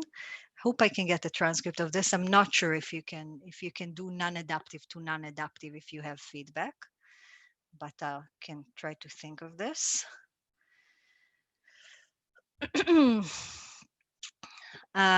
Let me try to answer this. Could you perhaps outline how you use tree codes? So the usage of tree codes is pretty naive. What we do is the leader will repeat everything that was said over a tree code, over one tree code. And then the property of a tree code is that after enough time has passed, you can retrieve what was said exactly. So the usage of tree code is not so complicated. The analysis of how many players need to know at any point is more delicate. But the tree code is just the leader is just broadcasting everything over some tree code so that players that need it in like 1 million rounds will know in 1 million rounds what was said 1 million rounds ago. When I say it's basically the computation of who needs to know now, and the fact that we can support this. Byzantine, can we not use Byzantine fault tolerance algorithm for adversarial noise models? I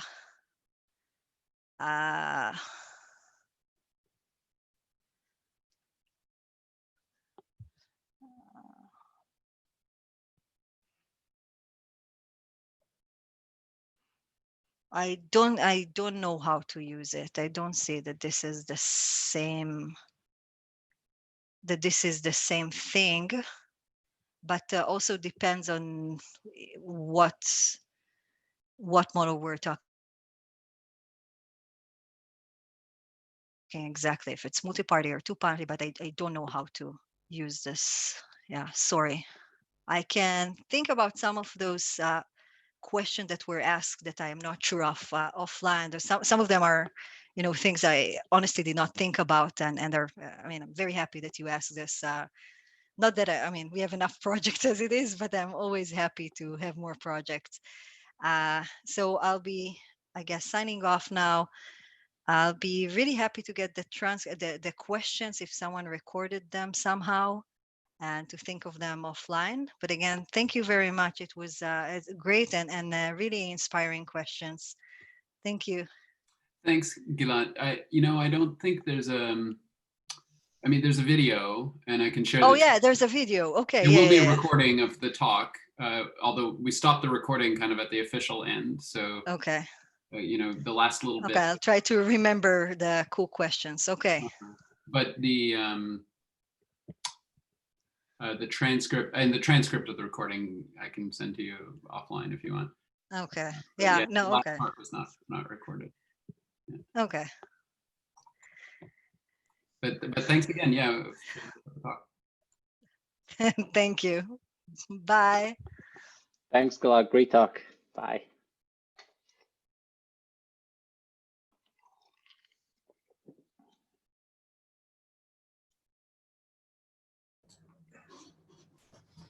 I think everyone for the next session is here, maybe except for Claude. I don't see Claude.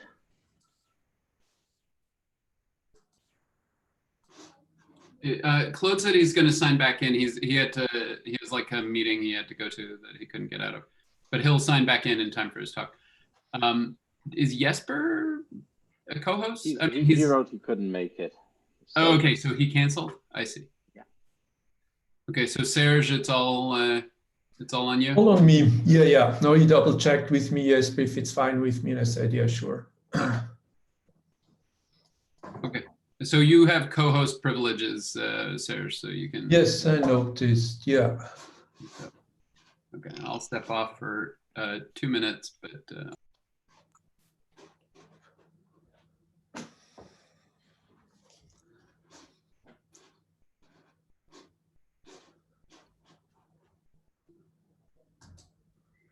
So next speaker then is Marta, right? She's the first one. I don't know. Do you want to quickly try sharing the slides if that then works on the spot? Sure.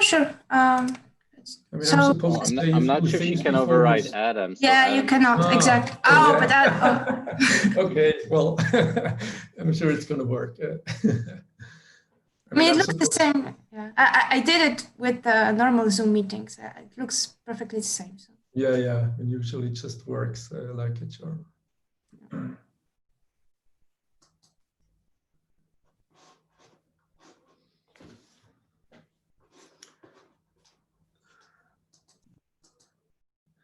And then the second is Mark, he's here as well, I see. Yeah. Okay, and Claude will hopefully be on time then as well.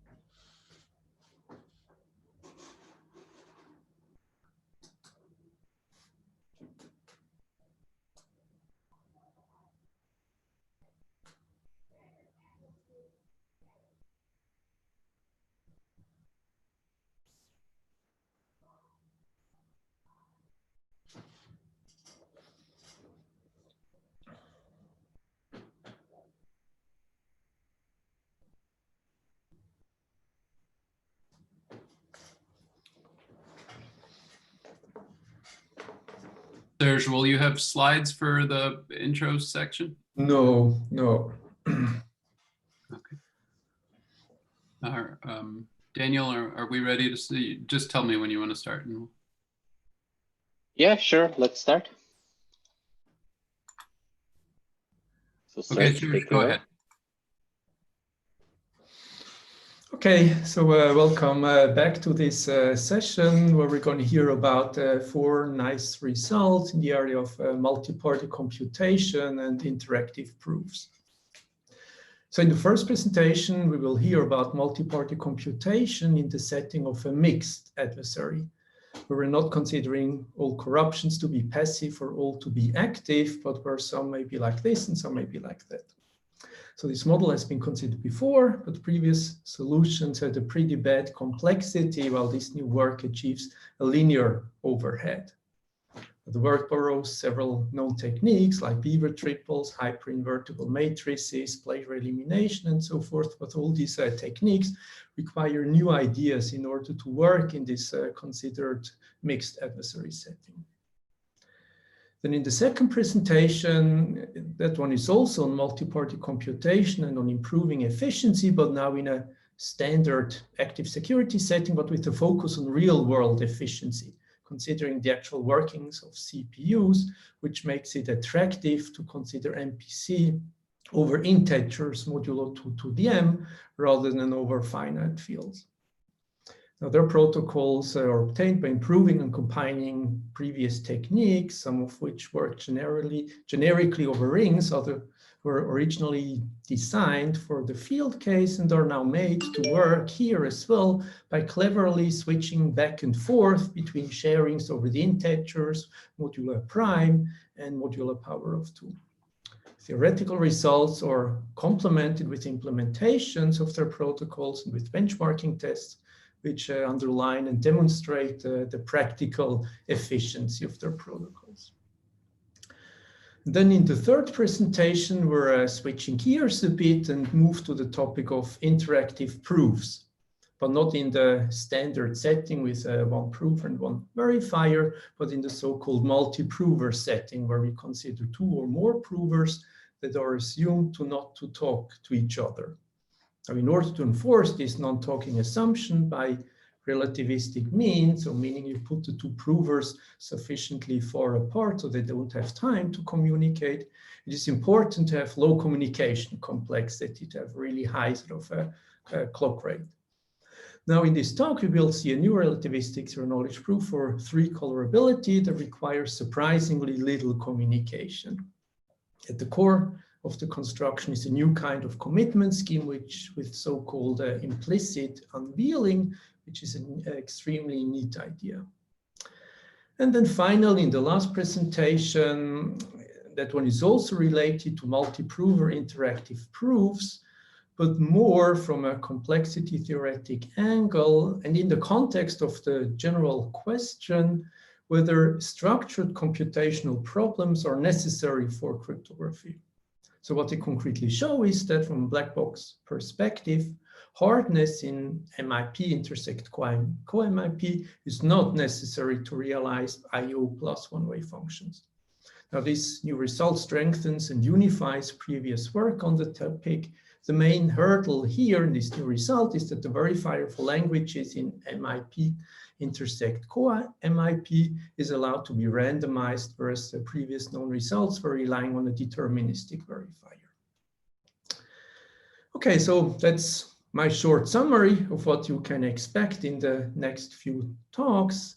And so now I hand over to the first speaker of this session, which is Marta Mularczyk. Yes, thank you. So I guess you can see the slides. Yeah, perfect. So this is joint work with Martin Hirt. We report from ETH. Since this is the first talk about MPC, I'm going to tell you what multi-party computation is. So we have a bunch of users who have some inputs and they want to evaluate some function of their inputs, but they don't trust each other, so they don't want to reveal anything about their inputs to each other. So this means that ideally they would have this ideal trusted third party who just evaluates a function. But of course, this means that we would have to trust a party. So this we don't want to do. So what the users do instead is to run some, is to distribute the trust between many parties who run some sort of distributed protocol. And here the guarantee is that as long as not so many of the parties are corrupted, this is just as good as this ideal trusted third party. Good. So in this work, we consider one particular setting of MPC, where parties evaluate a circuit over a finite field. So here we assume that we do have a field, not a ring. We want to maximize efficiency. So this means that we want to minimize the number of field elements that the parties will communicate per gate. And we want perfect security. So this means against unbounded adversary without error and with guaranteed output delivery, and against a threshold adversary. So there are many corruption types that are considered in the literature, and the standard corruption types are active corruptions where the adversary fully controls the parties. So this is very strong, but we pay for this in that for perfect security, we can only tolerate up to n-third corruption, so not so many. Then we can have more benign adversaries. For example, passive adversaries don't control the parties, but only see the states. And here we can tolerate more. Now, the downside is that if a single party crashes, these protocols don't give any guarantees. And then we have also fail-stop adversaries, which are kind of not so interesting because they're super weak. They don't see any internal states and just crash parties. And yeah, this is super weak. So all of these settings have kind of advantages and disadvantages. So now I have my my application. I have some setting, and I want to choose a protocol. This is kind of not very flexible because I have to choose one of these three, and maybe none of them is actually suited for my application. So what if I want something in between? For example, I want to trade off a bit of passive corruptions for more fail-stop corruptions, or maybe a bit of passive corruptions, but a few active corruptions because people are usually not actively corrupted. So if you want more flexibility, what you should use perhaps is the mix setting introduced by Fitzi et al. And it kind of generalizes all of these settings and all of the settings in between. So here a protocol is parameterized by these three thresholds, TA, TP, and TF. It works with fewer than TA active corruptions, fewer than TP passive, and fewer than TF fail stop. So you give these parameters to the protocol and the protocol works. And this is possible if and only if this equation holds. So this is very flexible, but what about communication cost? So as I said, we want to minimize the number of field elements sent. And we will measure complexity in the number of parties N, in the circuit size C, so the number of gates, and circuit depth, so this is multiplicative depth of the circuit. So for the pure settings, we have super efficient protocols, which are linear in the number of, in the circuit size and the number of parties. So for the passive setting, we have the protocol by Damgaard and Nielsen. For the active setting, we have last year, actually, we have the first linear protocol. The first one had also this quadratic term. But for the mixed setting, what we are left with is this first feasibility result, which builds on BGW and is as inefficient as BGW. So for some reasonable parameters, this means that parties have to communicate like terabytes of data. And this is just impossible to implement. We can't even hope for this. So this is what we wanted to fix in this work. And so we have a protocol which is linear in the number of parties and in the circuit size, but we also have this quadratic term as the PH08 protocol.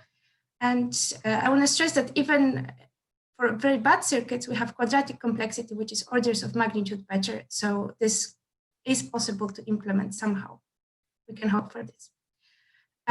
So this is our result. Now, just one slide with our techniques. So we use these amazing techniques for the active setting. Unfortunately, in the mixed setting, they sort of break. So the problem is that with so many fail-stop corruptions, if you want to adjust the parameters of these protocols to preserve correctness, you destroy efficiency.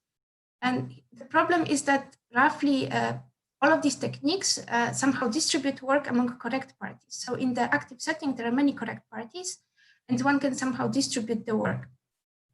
In the mixed setting, it might be that all parties crash, there is no one to distribute work among, and so we lose efficiency.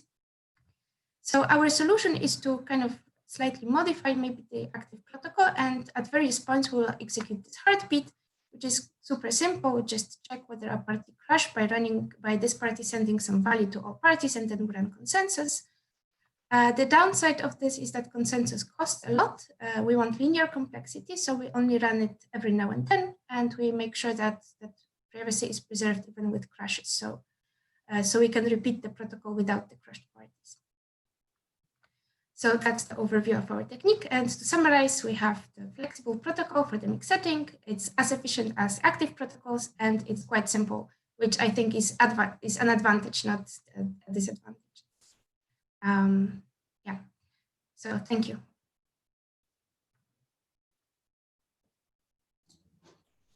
Thank you. Should I stop sharing? Or? So there don't seem to be any urgent questions, so I suggest that we move on to the second presentation, which is going to use our brain, and I think it's given by Mark. Yes. So please go ahead, Mark. Okay, let me just put this on full screen. Yes. Okay, so this paper is called Use Your Brain Arithmetic 3PC for Any Modulus with Active Security. And this is joint work with Henrik Eriksson, Marcel Keller, Claudio Landi, Philippe Poulon, Jonas Pura, and me. And as in the previous paper, the setting here is secure computation. So in this paper, we focus on 3 parties. So we have 3-party secure computation where the parties have an input and want to compute some function. And the first 2 adversaries we know from the previous talks. We have passive adversaries that follow the protocol but would like to learn more information. We have active adversaries that misbehave in an arbitrary manner. And the third class of adversaries that one can consider are so-called passive protocols that one can consider, so-called passively secure protocols with weak privacy, where the protocol is passively secure. And in addition, if an adversary misbehaves, then in such a multi-round protocol, the privacy of the honest party's inputs is preserved up to the last round of the protocol. So there are no guarantees on correctness, and there's no guarantee on the privacy of the honest party's inputs after the last round, but up to the last round, the inputs are hidden. Okay. One common flavor of MPC that one can consider is the so-called preprocessing model, where one would like to split kind of the overall runtime of the MPC into two phases. So in the offline phase, one would like to generate some correlated randomness, which is independent of the actual inputs and mostly independent of the function that one would like to compute. And then in the online phase, using this correlated randomness and inputs, one would like to execute a very fast information-theoretic protocol to compute the desired function. And the idea here is that usually the offline phase is a bit slower, but in exchange, the online phase is a bit faster. So in this paper, we focus on computations over rings. And like to motivate this a little bit is that, so we have like several models of computation that we can consider. And we can consider Boolean circuits for like SHA or IIS or computations like this. But if we want to compute something arithmetic in nature, like in our products, like a neural network evaluation or something, then Boolean circuits are not really the right model to represent the computation. So what we usually do is we go to arithmetic circuits over fields. And we go to fields because they provide some very nice structure, which we can use to achieve active security. So we can like use tools like Information-Theoretic Max to take a passively secure protocol and lift it to active security. The downside, unfortunately, is that if we look at like a regular computer and like what we usually do in like programming languages, or like something without cryptography, then actually we would like to do computations over 32-bit integers, 64-bit integers. And this is, on the one hand, it's more natural to what we actually want to do in reality. And also because these native data types are faster, we can also hope for like better efficiency if we actually like use those data types rather than some kind of like big integers or like big field elements. So that's why kind of we try here to focus on arithmetic circuits over rings, which are closer to the real world, but kind of introduce new challenges for achieving active security. So what we do in this work is we, as I said, we focus on three-party computation with one active corruption. We construct a compiler that takes any passively secure protocol and constructs any passively secure protocol with weak privacy and constructs a protocol with active security. And then using this compiler in combination with other custom protocols, we kind of construct overall efficient three-party computation protocols. And to see whether like they are actually efficient, we also implemented them to see what the performance results are.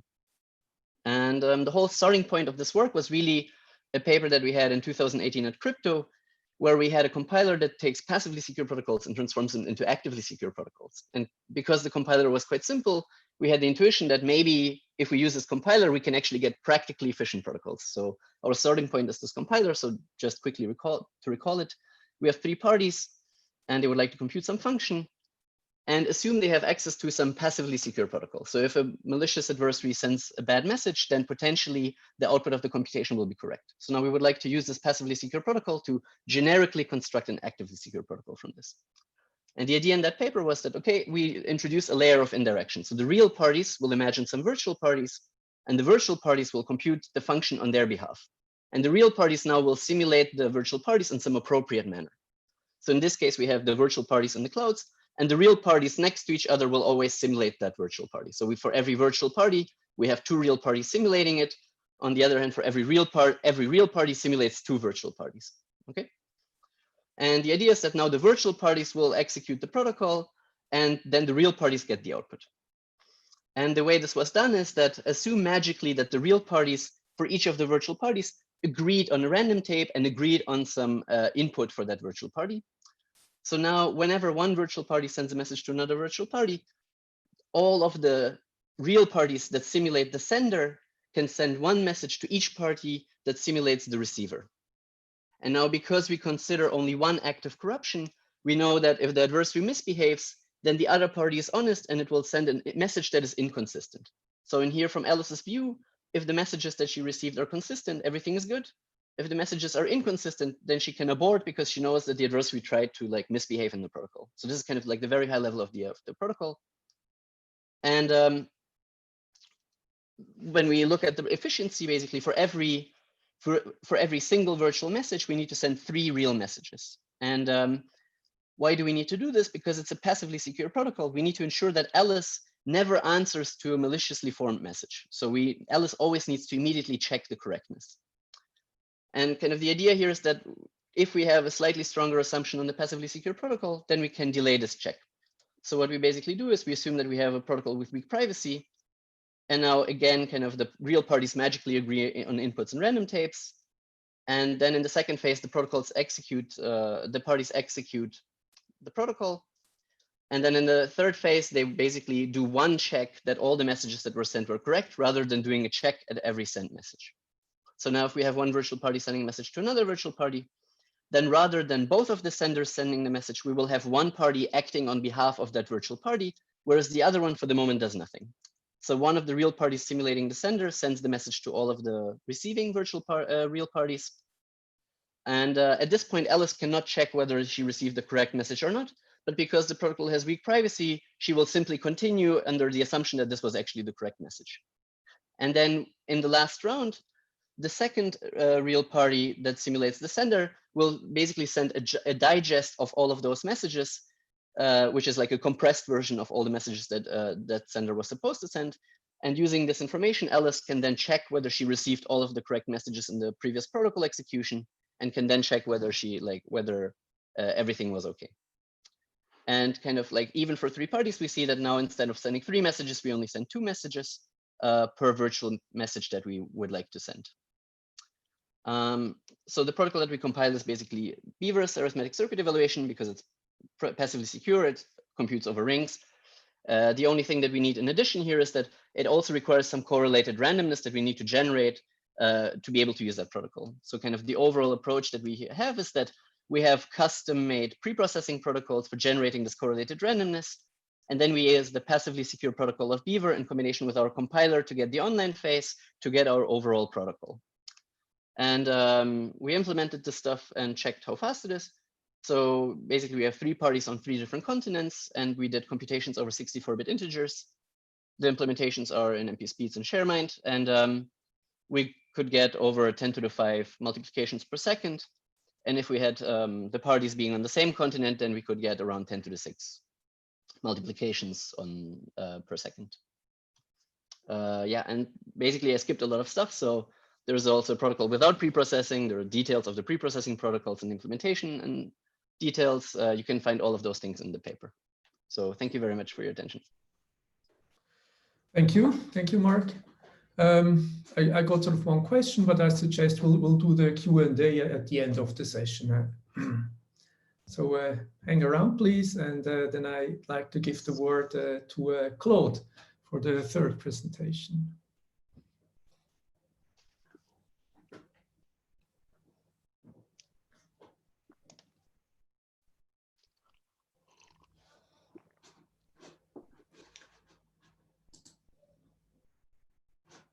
So good morning, everyone. I'm going to be speaking about practical relativistic zero-knowledge proofs for NP, in particular three-colorability. And I'll say a few words about its entanglement sound version, where the provers can be entangled. So this is joint work with Arnaud Massenet, Louis Salvay, Luca Stinchcomb, and Nan Yang. Now, most of this talk is going to be about three-colorability. So this is a very small three-colorable graph. This is going to be my example throughout the talk. Now, in practice, we would use much bigger graph, actually much bigger than this one. But for simplicity, this is what we'll stick to for the whole talk. Now, three-coloring of a graph means that it's possible to assign colors to each node, 1 out of 3 colors in this case, and so that any 2 nodes that are attached by an edge must be of different colors. Now, this problem is known to be NP-complete, and we know that in the traditional standard proof, a prover could convince a verifier that a graph is three-colorable just by providing the three-coloring. Now, of course, if we do that, this wouldn't be zero knowledge because the verifier would be able to run away with the witness of three-coloring and show it to everybody. So in order to avoid that, we would like to get zero knowledge. And In particular, we're going to go the multi-prover way, because the multi-prover way offers the possibility of proving zero knowledge in a perfect or statistical zero knowledge way, and no computational assumption needs to be used. Now, this model has several provers, so this talk will have 2 or 3 provers, and they're allowed to share randomness and agree on a strategy, and they try to convince a verifier, and they want to prove that a certain string W, in our case, a graph is tree-colorable, and such languages as tree coloring are in MIP. Now, we require that whenever a string W is indeed in the language, the acceptance probability of the verifier be close to 1. Different notions here, 2/3 is fine. With repetition, we can get as close as we want. This is soundness. And we want completeness, that whenever the string is not in the language, then the acceptance probability should be quite small, whatever the provers do. So even dishonest provers cannot get the verifier to accept.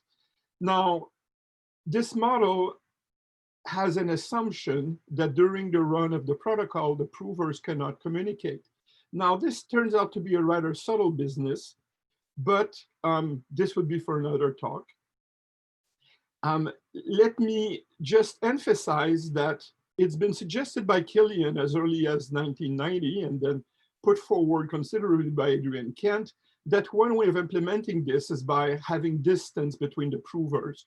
Now, enforcing distance between the provers is difficult because you never really can tell where people are, but enforcing distance between verifiers is perfectly feasible. So instead of 1 verifier, we're going to have 2 verifiers, and they're going to stay away from each other, and they can monitor that. And based on this and the response time of the provers, they can actually assess that the provers are unable to communicate due to the limit of the speed of light. Now, in this model, it is possible to achieve perfect zero knowledge or statistical zero knowledge. However, those versions that we have are not very practical. So one approach is to combine the traditional protocol of Goldreich, Micali, Wigderson to do tree-colorability by committing to every color and then getting the verifier to select an edge to be unveiled, and combine that with the multi-prover methodology. That would give a protocol which is sound. However, is it sound against entanglement? Well, when I first looked at this, I didn't know. And I'll tell you later that it can be made entangled sound, but it will not resolve the main issue, is whether it's practical. Now, as I will show you, I don't think this is very practical. And the main reason is because you have to commit to every node.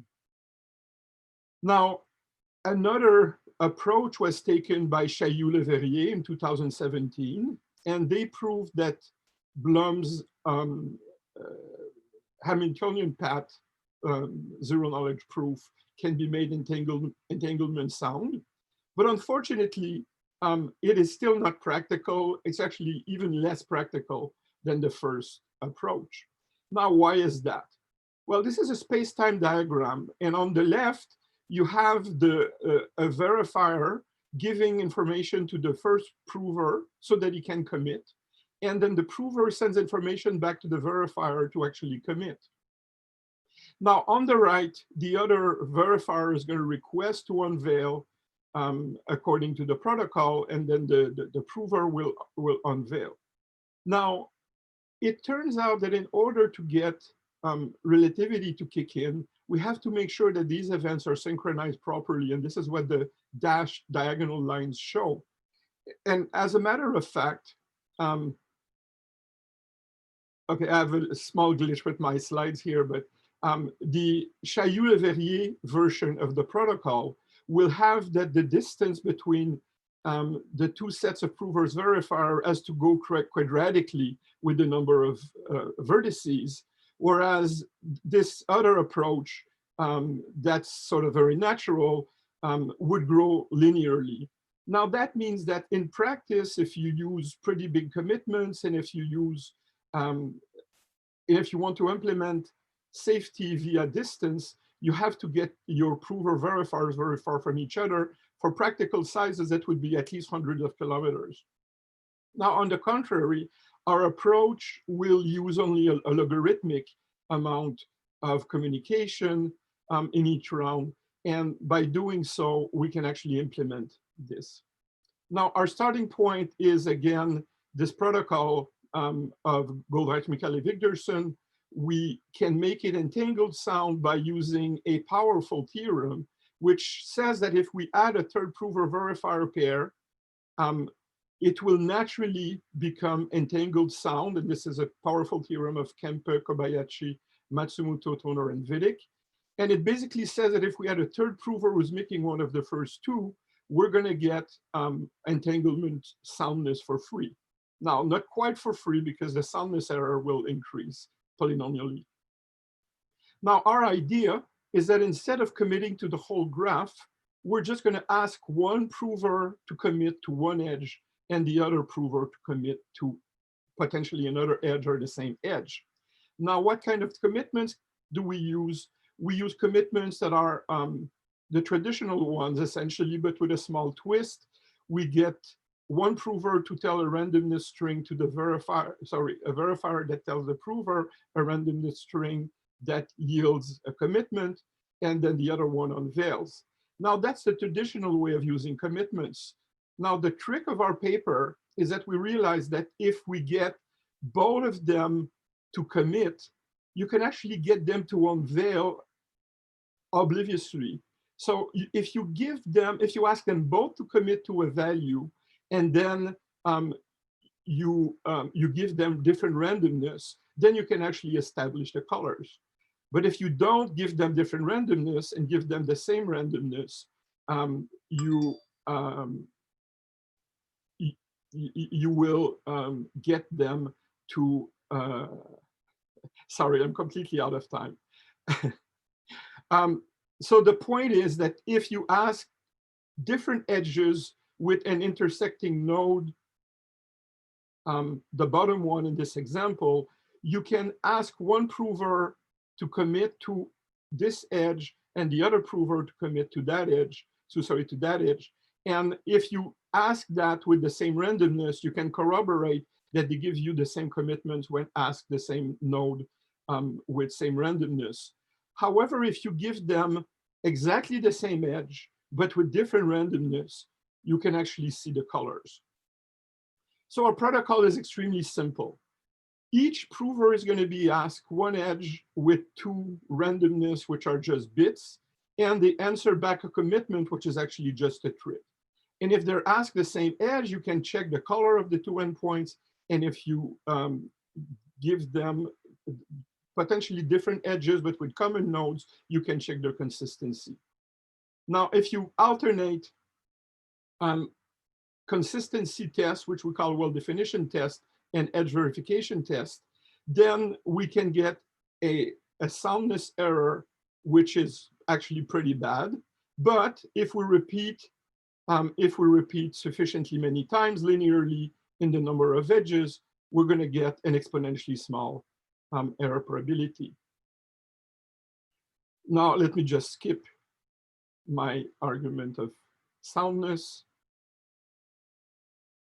Now, as for simulation, the two provers can be asked arbitrary edges.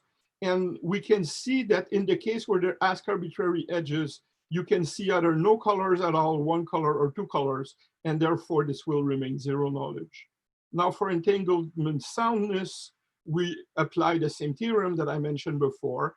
And so the protocol for the entangled case has three provers doing exactly the same kind of work. And in this case, we still get an entangled error, which is quite small, but we have to repeat a fourth power to get exponentially small probability. The zero knowledge simulation still works with three provers, and this is the bare maximum. You cannot go further. Now, let me conclude by saying that an implementation of this is actually being implemented with my colleagues. We had a run about a week ago at about 400 meters, and we're able to get this with reasonable sizes of graphs and decent security parameters. Open questions will come at a later time. Thank you for your attention, and sorry for running out of time so badly. Thank you, Claude. Thanks. Yeah, also here, let's do the Q&A at the end. So after the next and last talk of this session, so I would like Ido to come on stage. Okay. Thank you, Serge, for the introduction. This is a joint work with my advisor, Gil Segev. So a starting point for our work is the striking difference between public key primitives and private key primitives, where for private key primitives, we have many candidates, and oftentimes their security is based on the hardness of problems with not much structure, and as a result, current attacks are believed to be nearly the best. However, with public key primitives, we have only a few candidates. Their security is based on the hardness of problems with a strong structure, and we have much less confidence that our attacks are the best, and they are endangered by algorithmic advances, either with a classical or quantum computer. So we ask whether structure is necessary for public key cryptography. So to move on with the discussion, we need to define more carefully what structure is in our context, or when is a computational problem considered structured. And there's no clear-cut answer for this question. However, a popular choice is to say that since one-way functions already imply the existence of hard language in NP, a problem is structured if it is contained in a complexity class not believed to contain NP, such as NP interseq NP and statistical zero knowledge. And the intuition is that we can show that the language belongs to this class by exploiting its structure. And here you can see several hardness assumptions and primitives that belong to these classes. So restating our question, does public key cryptography imply the hardness of a language in such a class? So already in '88, Rudish showed that one-way functions do not imply the existence of a hard problem in NP interseq NP in a black box way. And more recently, Bitansky, Degwaker, and Vaikunthanathan showed that even injective one-way functions, together with indistinguishability obfuscation, or IO for short, does not imply such hard problems in a black box way. And they also showed that they do not imply hard problems in SDK in a black box way. These primitives do imply public key encryption, oblivious transfer, and functional encryption in a black box way.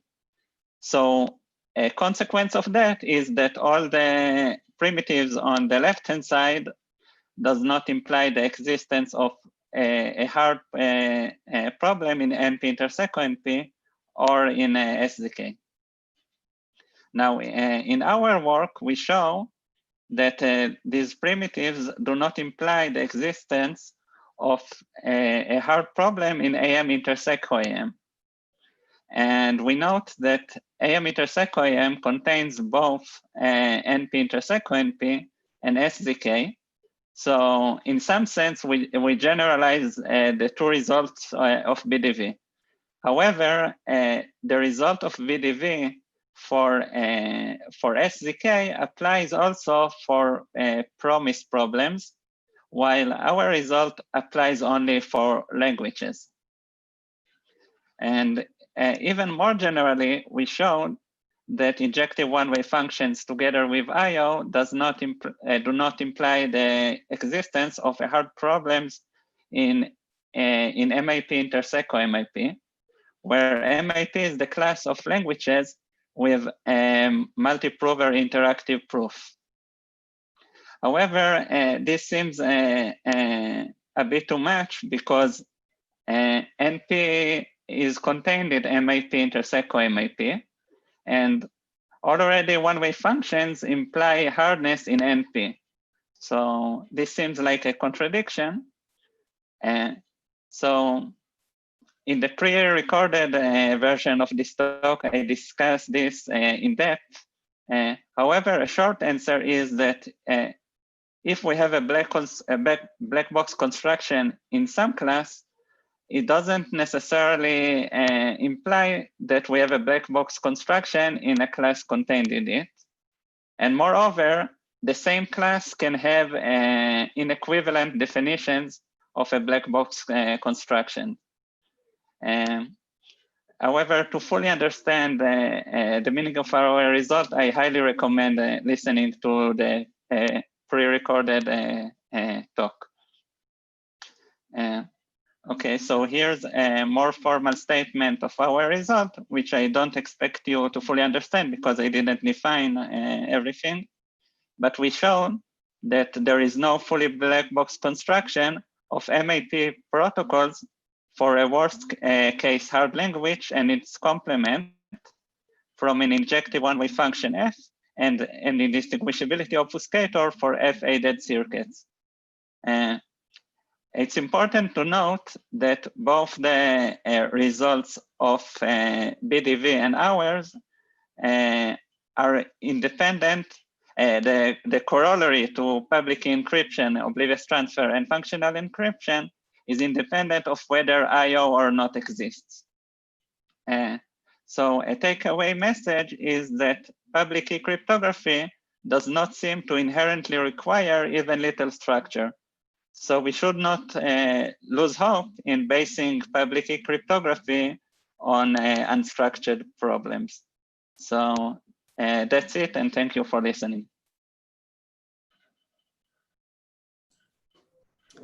Thank you. So then we move to the Q&A part.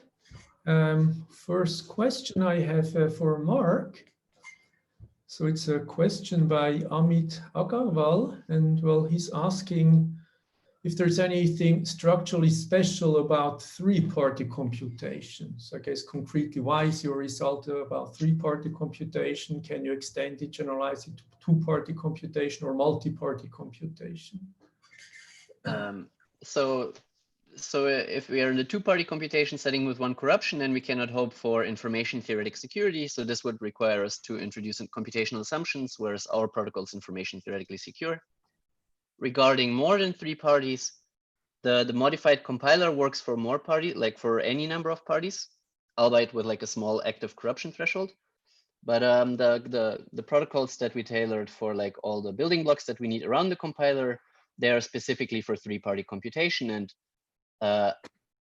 there is no direct way that I would see right now to extend them efficiently to more than three parties, because they kind of rely on replicated secret sharing, which usually doesn't scale that well if you have more parties.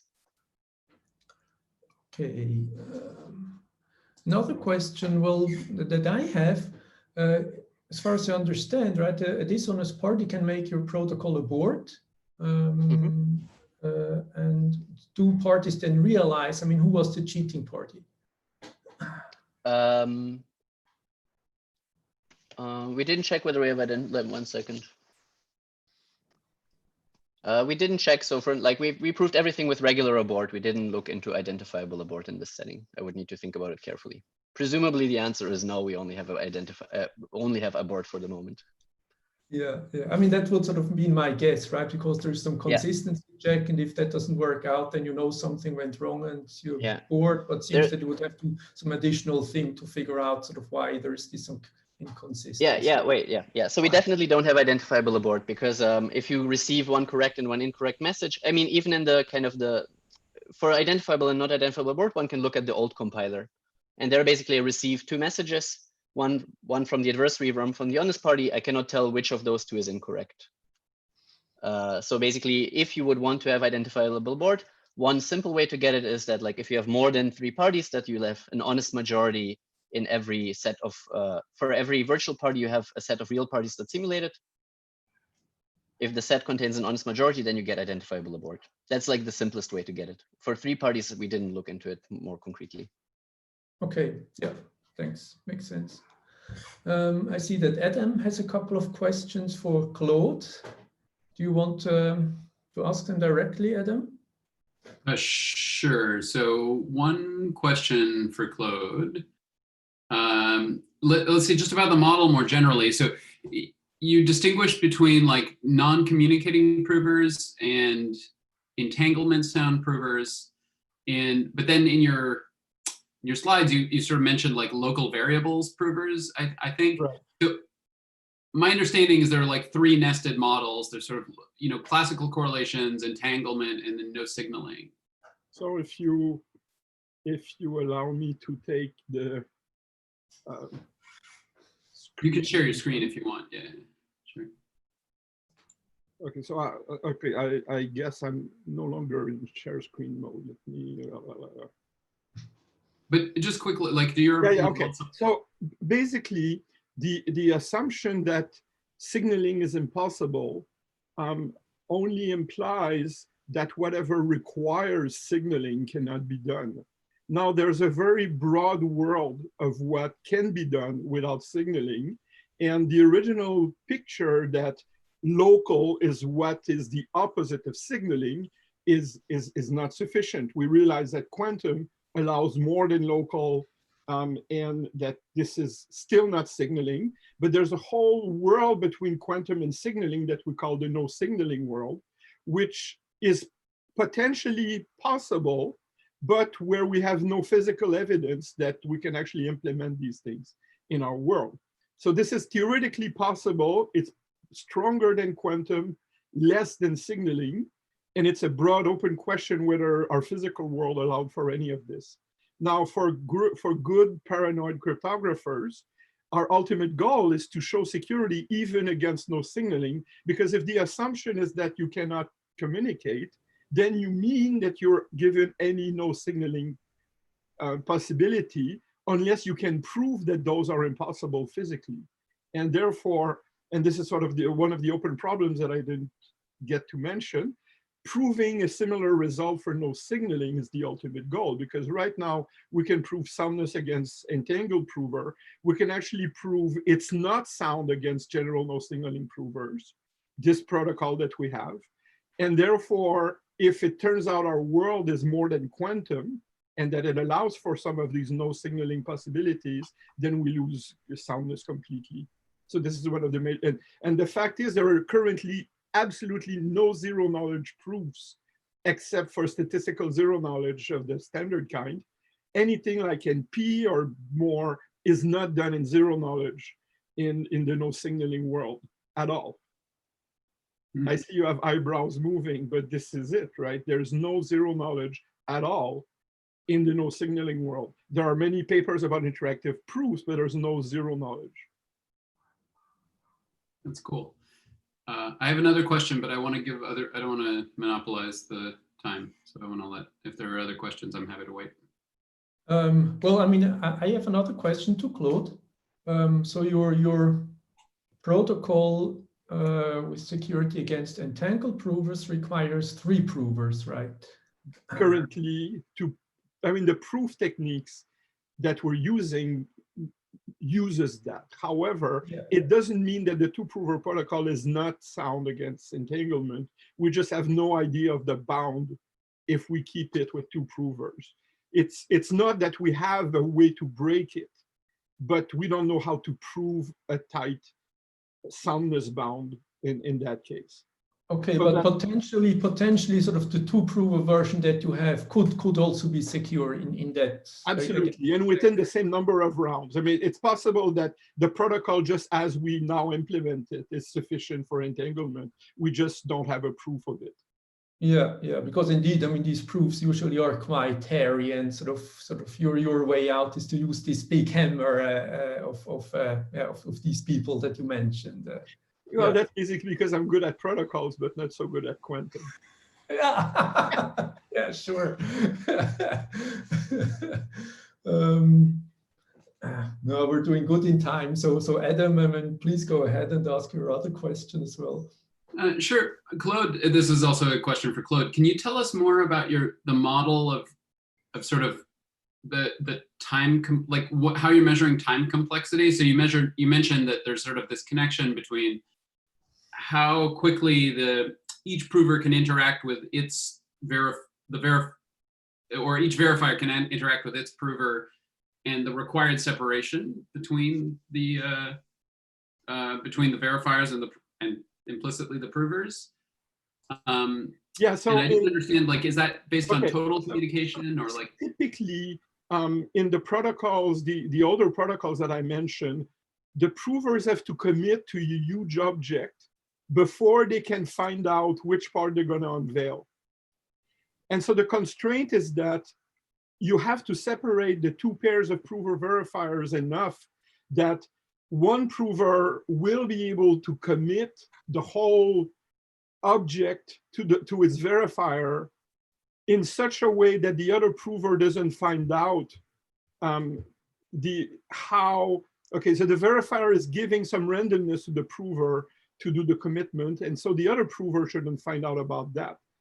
So the point is that in order to get the first one to commit, you have to put the other provers far away, that from the beginning to the end of the commit phase, he cannot learn about how to commit. And of course, correspondingly, how to unveil. Now, this is why it's so important that you commit to very few things. And this is the approach that we took. So instead of committing the whole thing and unveiling a little bit, we end up committing just the necessary thing and combining them so that you can check soundness, but without having to communicate a lot. I see. And is there like a lower bound? So you mentioned you get that sort of per round communication down per like unit, which is a couple of messages, there's like 3 or 4 messages. You get that communication down to logarithmic in the instance size, right? That's right. Is that can you do better than that? Is it conceivable that one could get constant, or is there like a lower bound that says you can't do better than that? I mean, the bottom line is I suspect you cannot do much better, but I have not even attempted working out a proof of that. But if you want to be able to talk about an object which grows as the size of whatever instance you're dealing with, somehow they have to communicate something about it, and constant seems impossible, but something that grows slower than log might be possible. I see. Thanks. Okay, so I have a couple of questions for Marta. Is Marta still around? Of course, yeah. Sure. Good. So one question, so if I understand correctly, right, sort of you consider sort of case where where for every choice of these parameters, TA, TP, TF that satisfy the inequality, you get a protocol with this complexity that is sort of robust against these sort of given thresholds. Now, what would be really cool, right, would be sort of a universal protocol that works as long as these thresholds satisfy the inequality, but you don't have to fix them in advance. Is that even sort of conceivable? Well, it's conceivable in general. So we have some computational protocols that are kind of, it's called dynamic thresholds, I think, that have active and passive corruptions. But I don't know of any perfectly secure protocol or even unconditionally secure protocol that does it. It's a very natural question, I think, but I don't know. Yeah. And sort of the other, it would be really cool. Yeah, I agree. I mean, the other question, so you mentioned, right, in this work, you considered perfect security, or you ask for perfect security. Now, the next level would, of course, be to ask for statistical security, which would potentially allow you to weaken the restriction on these thresholds. Yeah. Parameters. Did you look into that? We don't have a protocol of so the weakening would be 2TA plus 2TP plus TF smaller n. That's the optimal equation for unconditional security. We don't have a linear protocol for that. I believe that by modifying some active protocols, you can get there. For unconditional security. Possible, but in these in this setting, protocols usually are more complicated. I mean, particularly if you want to have them efficient. Yeah. So yeah, I actually don't know of any linear protocol for unconditional. Probably there is one. I just can't cite it right now.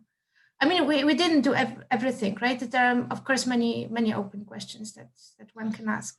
So you pointed two obvious ones, right? It's kind of, yeah. Yeah. Of course, I mean, you can ask similar questions. I mean, consider this mixed adversary modeling in all the different versions, all the different settings where you can do multi-party computation, like non-synchronous model is also something that has been considered. Yes, with different assumptions, broadcast assumption, I don't know, an incomplete network. Yeah. Okay, thank you. Are there any other questions from the panel or the participants, or from one speaker to another speaker?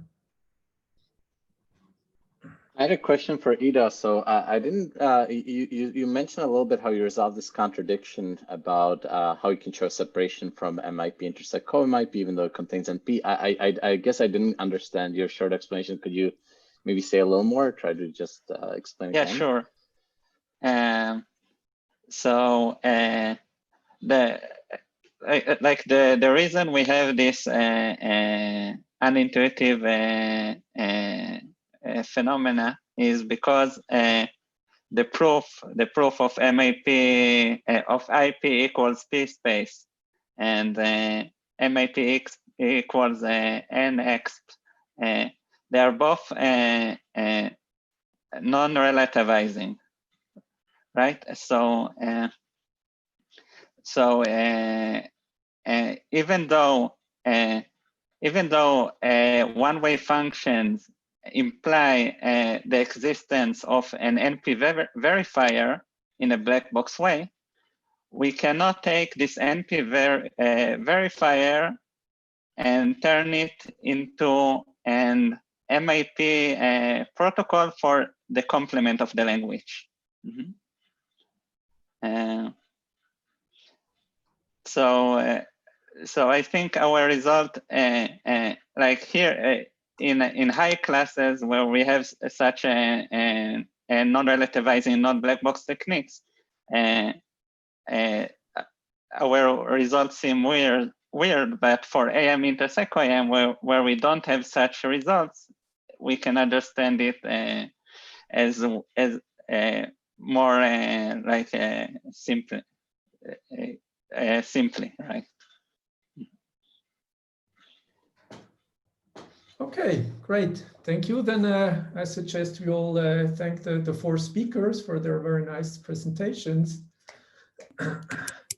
And yeah, that's it for this session. And I guess we're going to continue in 15 minutes, 20 minutes with the last invited talks, right? That's right. We resume at 11:45 with Yael chairing and Anand Natarajan giving the talk. Thanks, everybody. Enjoy the break. Thank you. Great talks. Great session. Thank you. Yes, great talks.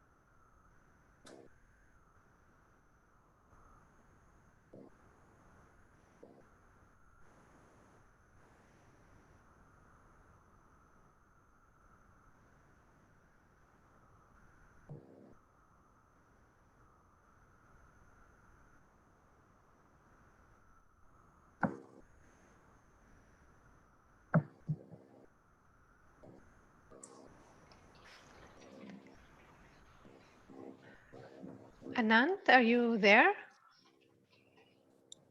Yes, I'm here. Great. Hi, how are you? Hi. Let me Good. put my video on too.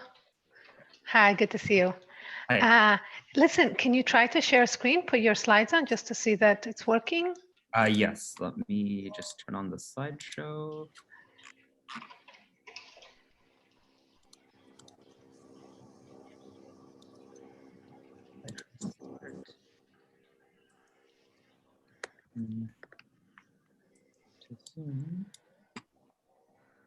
Screen. It says I cannot share screen while the other participant is sharing. Oh, sorry. Yes. Adam? Adam, are you there? Okay, he'll come soon and oh, Daniel, hi, are you sharing? Is this your screen share? Or is it Adam? No, it's Adam's. I think Adam's. Okay, so he do it. Okay, well, he'll come soon and share. So Anand, I want to tell you a few things. So you don't need to look at all at the chat or Q&A. Okay, I'll look at it for you. If there's any questions that seem to need clarification, I'll stop you and ask you the clarifying questions. Questions that I think are good to wait to, wait until the end of the talk, I'll just wait with them till the end. Okay? So the short version is you don't need to worry at all about, I'll take care of the questions for you and I'll interrupt you if needed. Okay. Okay. So I guess Adam is not here yet, but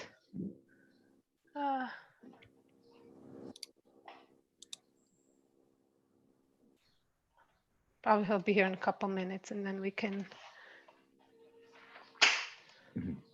So the talk is until Daniel, should we do until it's 12:45 and then 15 minutes of questions? Yeah, and if there are a lot of questions online, then you can, make the talk longer and reduce the offline questions, reduce the questions period afterwards. So I'll leave it up to you. Okay, so we'll see as we'll go closer, I'll let you know. It's kind of will be between an hour and 10 minutes, and it kind of depends on the questions we have, but it's very, anything is good, so the main point is for us to learn.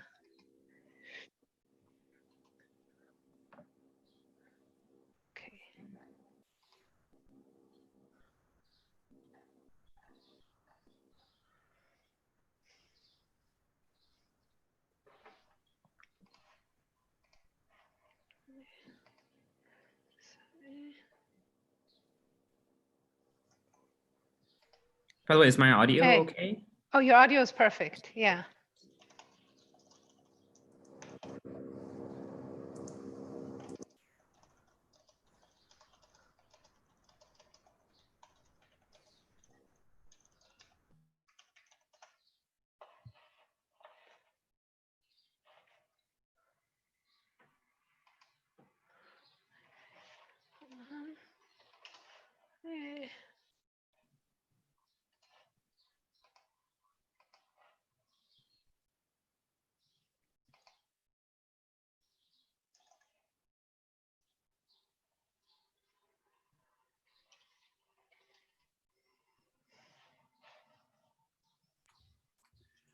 Anand, do you want to try sharing your slides? Okay, sure. Do share screen, and then I think I can do that.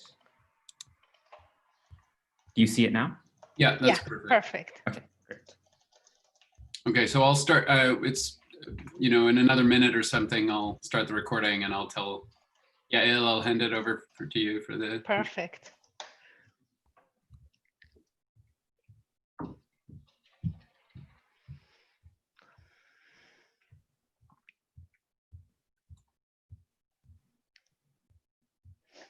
Okay. Are you guys ready to start? Yeah. Yeah.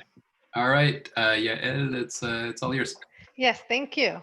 So it's a huge pleasure to introduce Anand here, who's going to give the final talk of this conference. So Anand got his PhD from MIT. He was in the physics department, supervised by Aram Arrow.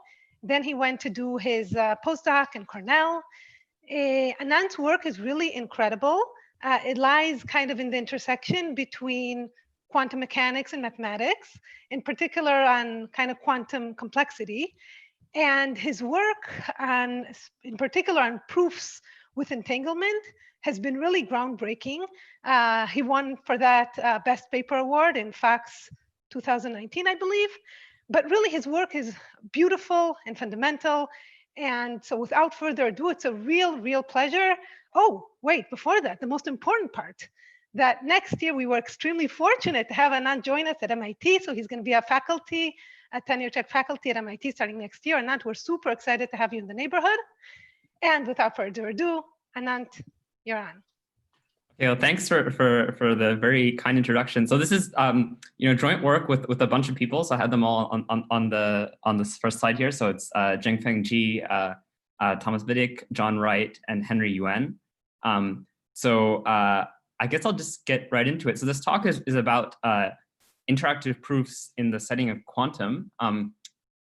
And I realized, when I wrote this talk, I wasn't quite sure what this audience would be like, but I realized now that people here know interactive proofs fairly well, so can maybe go a little bit faster at the beginning and get to the exciting parts.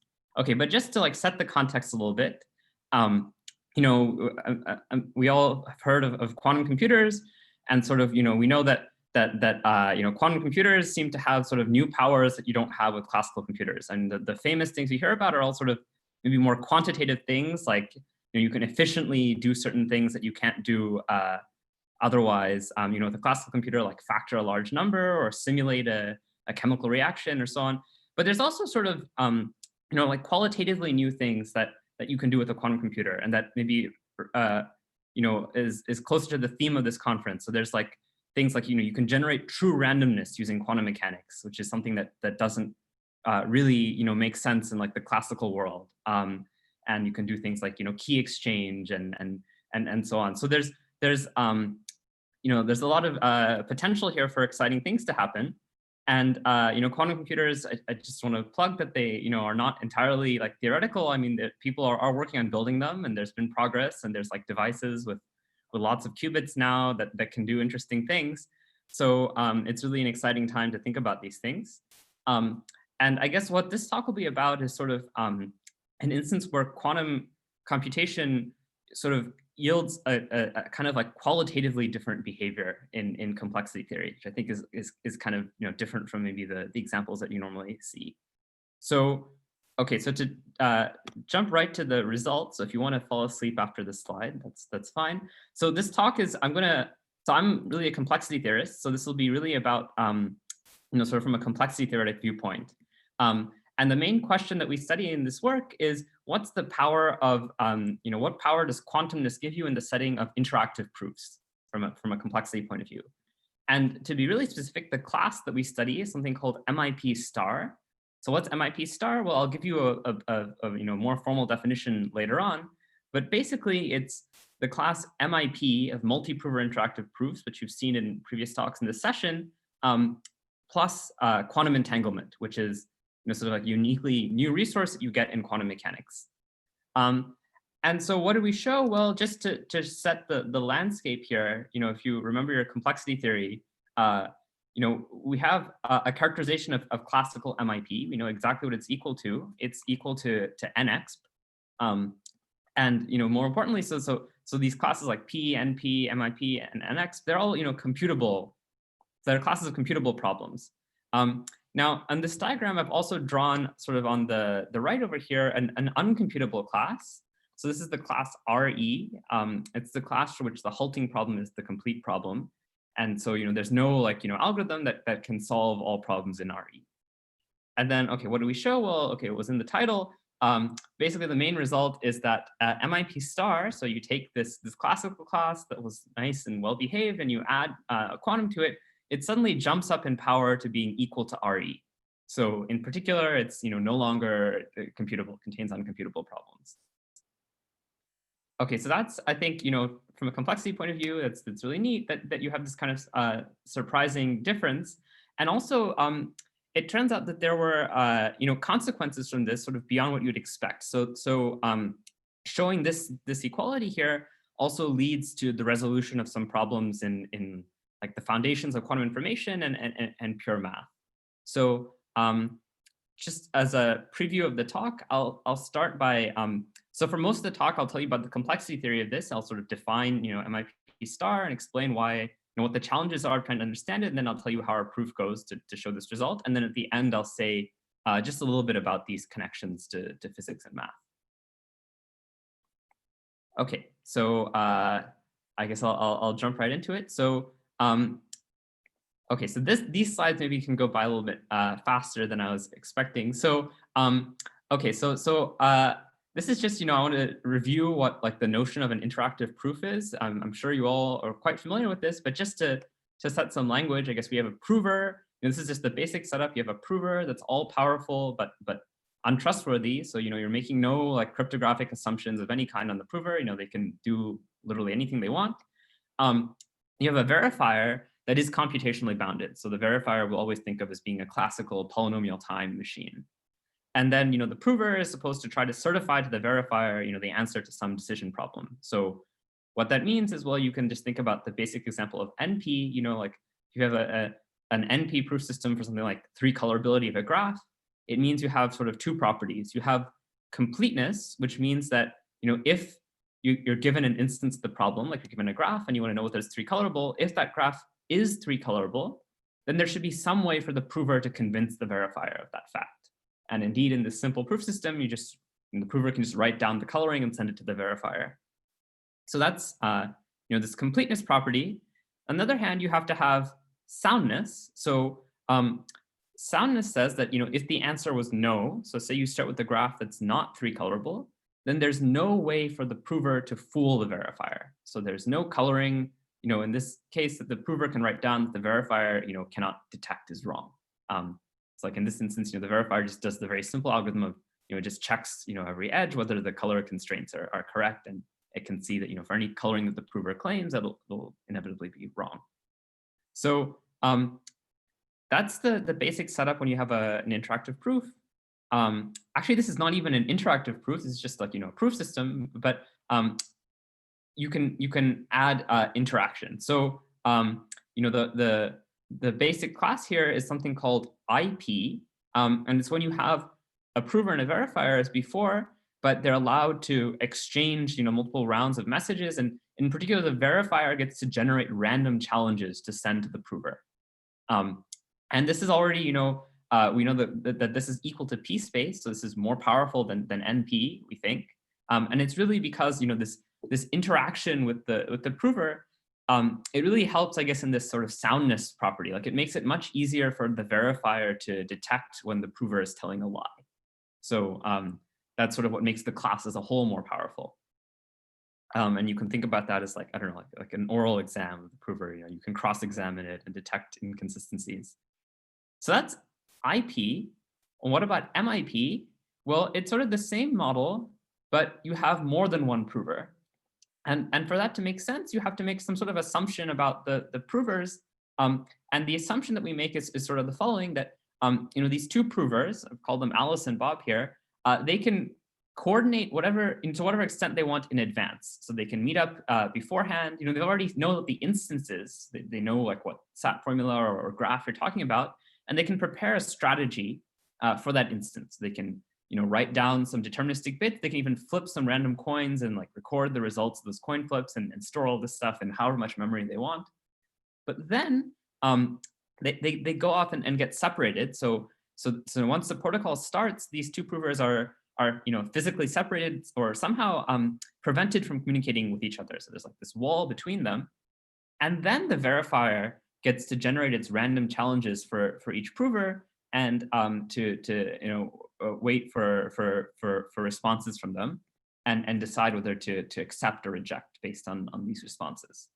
So really the key difference here between MIP and IP is this non-communication assumption, right? The fact that how much coordination they do in advance, once Alice gets her random question from the verifier, she has to answer without knowing what the random question that Bob received was, and vice versa. And so this power, this really gives a lot of power to the verifier in this setting, because the verifier knows what's going on, but the provers don't. And so as a result, this class you can show is even more powerful than IP. And so you get this result that MIP is equal to NX. So there's like a protocol in the setting where a polynomial time verifier can be convinced that an exponentially large graph is 3-colorable. And really just to emphasize this again, like where's this power coming from? It's all coming from this non-communication assumption that lets the verifier do these sort of very strong tests on the provers. Okay, so that's MIP. And okay, I had included a slide trying to justify why one would want to study this, but I think that would be preaching to the converted here.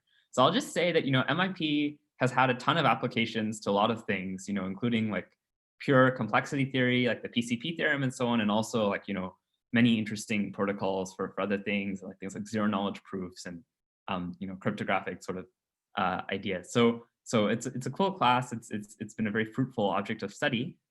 Now this talk is not about MIP. It's about this version of MIP with quantum entanglement, right? So this thing called MIP star. So now I'm going to define what the setup is there.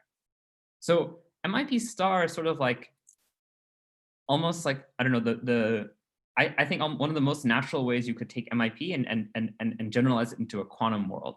So the way it's defined is, I guess you had a couple of choices in how you define it. And the way it works is we're going to keep the verifier as limited as possible.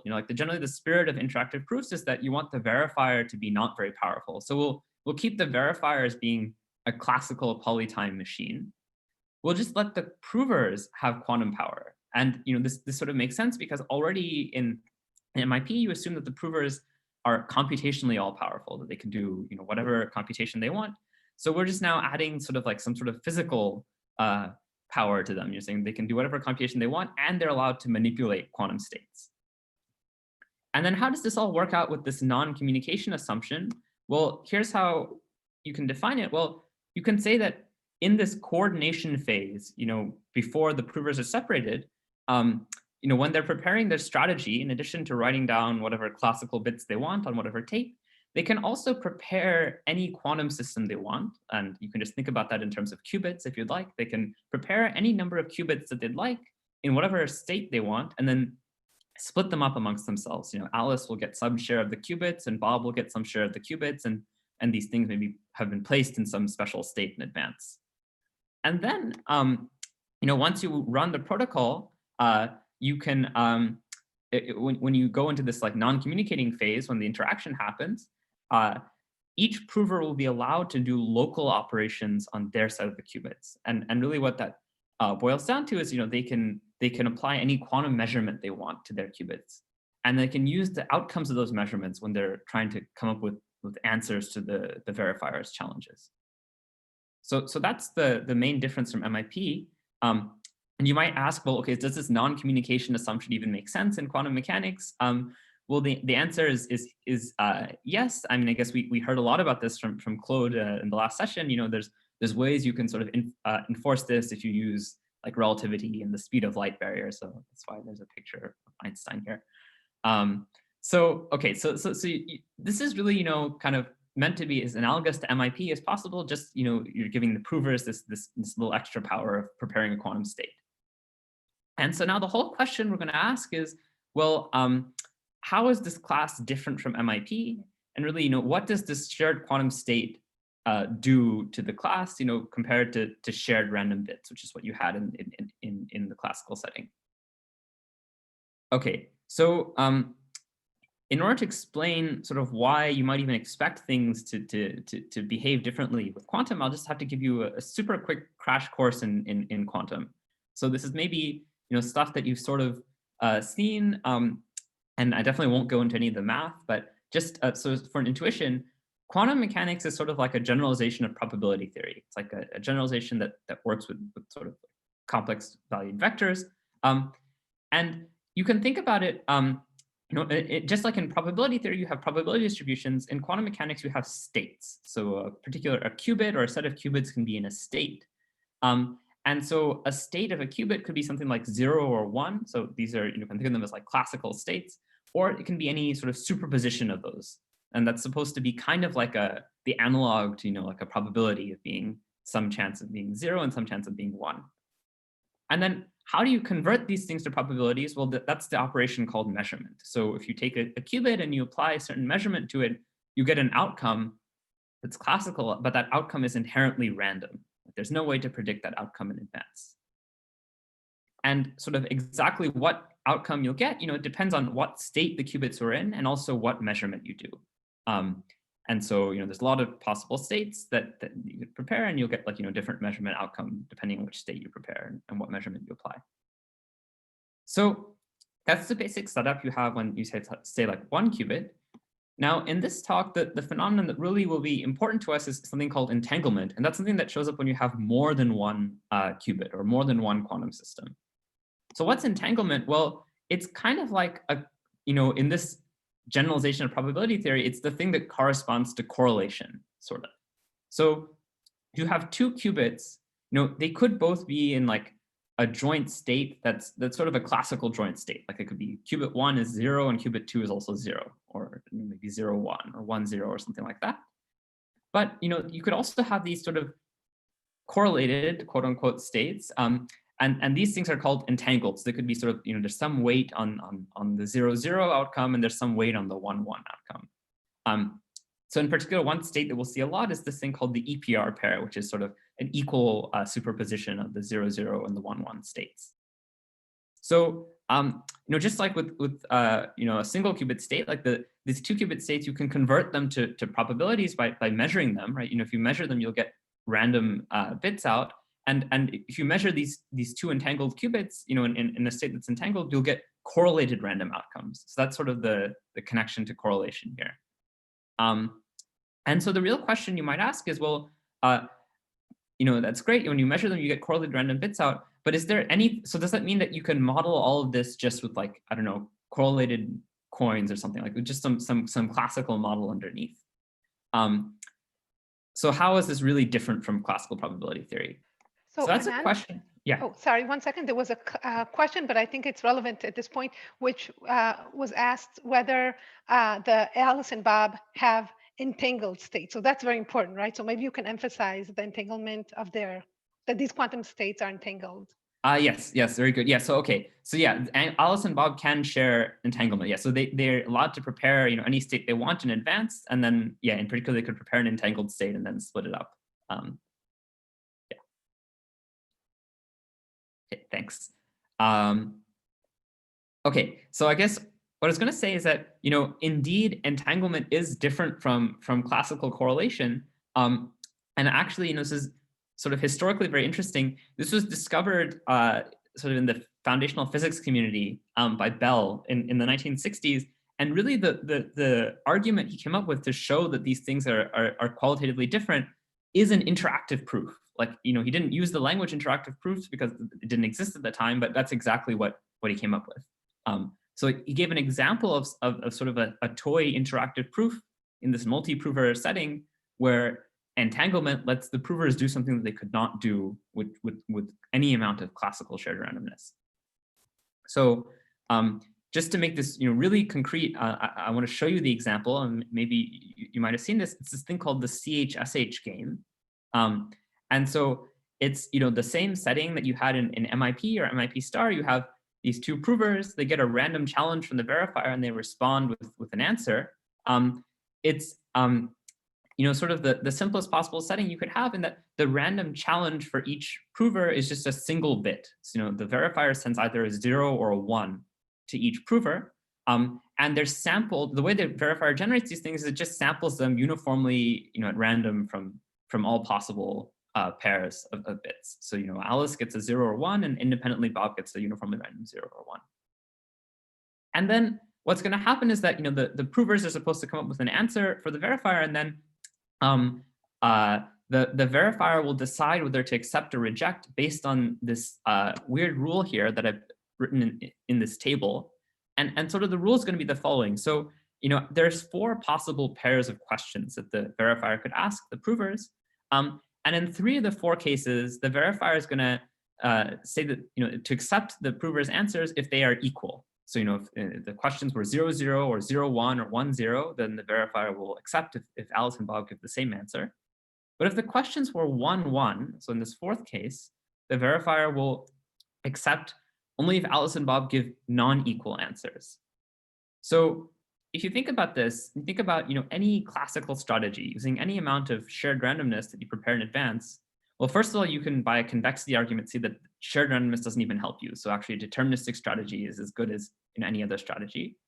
And really, there's no way to win this game with certainty, because if you're Alice and you get the question 1, you have no way of knowing whether you're in the case where you should be giving the same answer as Bob or the case where you should be giving the opposite answer as Bob. And indeed, the best thing you can do is just to win 3 out of these 4 cases. So the best probability of success for any classical strategy is just 3/4. And then what Bell showed is that if Alice and Bob are instead quantum and they share an entangled state and they apply certain measurements, like a very specific collection of measurements, then there's actually a way for them to win this game with a probability that's strictly greater than 3/4. So you can actually get up to something like 85%. This is like a half plus √2/4, if you wonder where the magic number is coming from. So that's really sort of like an operational proof that entanglement is like different from classical correlations. It can let you do something that you couldn't do in the classical setting. So okay, so this is, I think, really the example that shows you that something interesting might be going on with MIP star, right? There's this, somehow you gave these provers that were already all powerful, you just gave them this physical ability, and now they can do more things. So that hopefully is like the first motivation for why this class might be interesting. Well, there's this like weird surprise that you get in this toy example. So maybe when you look at more complicated examples, you can get some even more interesting behavior. There's also 2 more points that I think are really nice about this CHSH example. One of them is that if you think about the setup, really, the classical, the verifier here, the only like party that you need to trust is purely classical, but it's actually learning something about these provers that are quantum. And so this is actually maybe sort of a setting that you might think is kind of realistic in the real world, and that when we work with, say, a quantum cryptographic protocol, we as the users are classical beings, but these things are being implemented by some quantum devices that maybe we don't have a good way of looking inside and seeing whether they're working correctly and so on. And so all we get is like some classical measurement outcomes that come out of the devices, right? And so one message of the CHSH game is that you can actually learn something just from these classical outcomes. You can say something like, this is proof that these devices are doing something quantum, right? And the way that you'd said in the CHSH game is that if you play this game and you observe that the provers are winning with a probability greater than 3/4, right? That's a certification that they're doing something that's not classical, right? So that's certifying just through these classical measurement outcomes that something non-classical is going on. So that's an idea that's showed up a lot in quantum crypto. It's something that's called device-independent security, and people have device-independent protocols for tons of things now. And just another way of sort of rephrasing that is that this is really kind of like a different kind of interactive proof. It's like an interactive proof for a physical property. And indeed, it's the physical property of having an entangled quantum state, right? And so we know about interactive proofs for computational problems, but this is something kind of qualitatively different. So those are, I guess, the main points I want to say about the CHSH games. These are, the reasons I think that MIP star is sort of qualitatively very interesting. Okay, so hopefully I've convinced you of that. And now we can move on to how you would actually show a computational bound on the power of this class. Okay, so there's, whenever you have a complexity class, you want to understand it, there's 2 questions you could ask, right? You could ask, can I show an upper bound on how powerful it is? I can say it's at most as powerful as some other class, or can I show a lower bound on it? And for MIP star, it turns out that both directions are kind of tricky. So let me start with the upper bound. So for the upper bound, the main challenge here is if you want to show an upper bound for MIP star, you sort of ultimately need to understand what kinds of quantum states would the provers possibly need, right? Like, is there, one approach to showing this upper bound would be, well, if there's some if I know in advance that, say, two provers that participate in a polynomial size interaction never need more than a polynomial number of qubits to achieve whatever maximum success probability they could achieve, then I'd have an upper bound in this class because I could just do sort of a brute force search over all strategies that use a polynomial number of qubits, right? Unfortunately, we do not know of any such nice bound. So we have no idea, whether in general to achieve something like the CHSH advantage, you might need, an enormous number of qubits. So I guess actually, one conclusion of this work is that indeed there are examples where you need, like uncomputably large numbers of qubits to achieve a quantum advantage. But just to explain why that affects or how that goes into the upper bound, sort of, if you want to get an upper bound on MIP, I guess this is sort of something I maybe already implied, but if you want to get an upper bound on MIP, what's one way you could do that is you could just do sort of a search over all the strategies that the classical provers could use, right? And in MIP, you can sort of restrict yourself to deterministic strategies, and then these strategies are just, you can describe them as big lookup tables, right? Like for every question that the verifier asks, the prover has to have a response written down somewhere. And you can search over all of these strategies in non-deterministic exponential time. So that's where this upper bound of MIP being contained in NX comes from. And if you try to apply the same reasoning to MIP star, sort of the best you can do is just write down the following algorithm, which is you just search over all prover strategies using an increasing number of qubits. So all the strategies that are classical, and then all the strategies using 1 qubit, and all the strategies using 2 qubits, and so on. But you don't know when to stop looking for strategies because you have no bound on how many qubits the provers might need. And indeed, we have like these, it's not just in general, we don't know, but like, there are specific examples of games that are very small, and like, they look just like the CHSH game with a little twist. And for this particular game, like, we don't actually know how many qubits you need to achieve the optimum. It's conjectured that you might actually need an infinite number of qubits. So that's sort of the main challenge in showing an upper bound. And since this enumeration doesn't stop, the best trivial upper bound you get is MIP star contained in RE. And actually, since I'm going to show that this upper bound is tight, I'll actually not be able to improve on any of this, right? So in general, there is no good upper bound on how much entanglement provers might need to play one of these, to succeed in one of these protocols. So that's the difficulty with the upper bound. Now you might say, okay, let's switch to the lower bound. To show that MIP star is at least as powerful as some other class. And in particular, you might think, well, MIP star was just, MIP, but with some extra bells and whistles added. It should be at least as powerful as its classical counterpart, right? Like that seems like it shouldn't be hard to show. But actually, it turns out that that direction is also quite tricky. And here's the reason why. Well, it's the fact that in MIP star, you're giving extra power to the provers in a proof system. And as we saw, at the very beginning, there's always these two considerations in these proof systems, right? The completeness and the soundness. There's this case where the provers are honest and trying to prove a correct statement, and when they're dishonest and trying to falsely prove a false statement. So giving the provers more power could make the dishonest provers more powerful as well, and that would reduce the power of the complexity class as a whole. So it's conceivable that MIP star could have been less powerful than MIP. And indeed, like examples are known of particular protocols that are sound classically, but not sound against entanglement. So this is like a real possibility. And then can I stop you for a second? There's actually a question that I think would be good to plug through. So the question is, does infinite number of qubits also mean infinite running time for provers? And in particular, I think we should emphasize exactly what that there's no time bound or anything on the honest or malicious provers.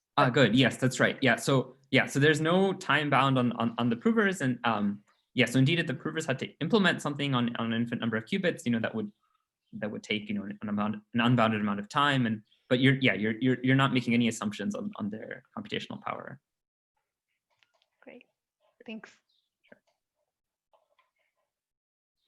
Okay. So Okay, I guess the point I wanted to make here was just, it was conceivable that MIP star would be less powerful than MIP because of this extra power for the dishonest provers. And actually you can show that that's not the case, but that requires, taking a particular MIP protocol for NX, for an NX complete problem and going through all the steps and really showing that, entanglement doesn't let you cheat any of the steps. So that was done by Ito and Vidic, and it was like, technically pretty challenging work. So somehow, to go beyond, to improve this lower bound, which is what I'm going to have to do for you, you have to go beyond sort of the classical result, which is NX. And as we saw in the previous slide, that NX upper bound on MIP sort of came from the fact that you could enumerate over these strategies. So you need to somehow design a protocol where the provers use so much entanglement that you can't enumerate over all possible strategies within NX. So there has to be some strategy where the provers use a lot of entanglement, but you also need the verifier to be able to certify that the provers are not using that entanglement to do something to cheat somehow. So you need to somehow design a protocol where a classical verifier can somehow force these quantum provers to prepare very large quantum states and also execute very well-controlled operations on them. And that's really what we're going to show. So the basic approach here is there's sort of like, I feel like two parts to this is the first step is just, this idea of how do you get a verifier to force the provers to use a lot of entanglement in a specific way.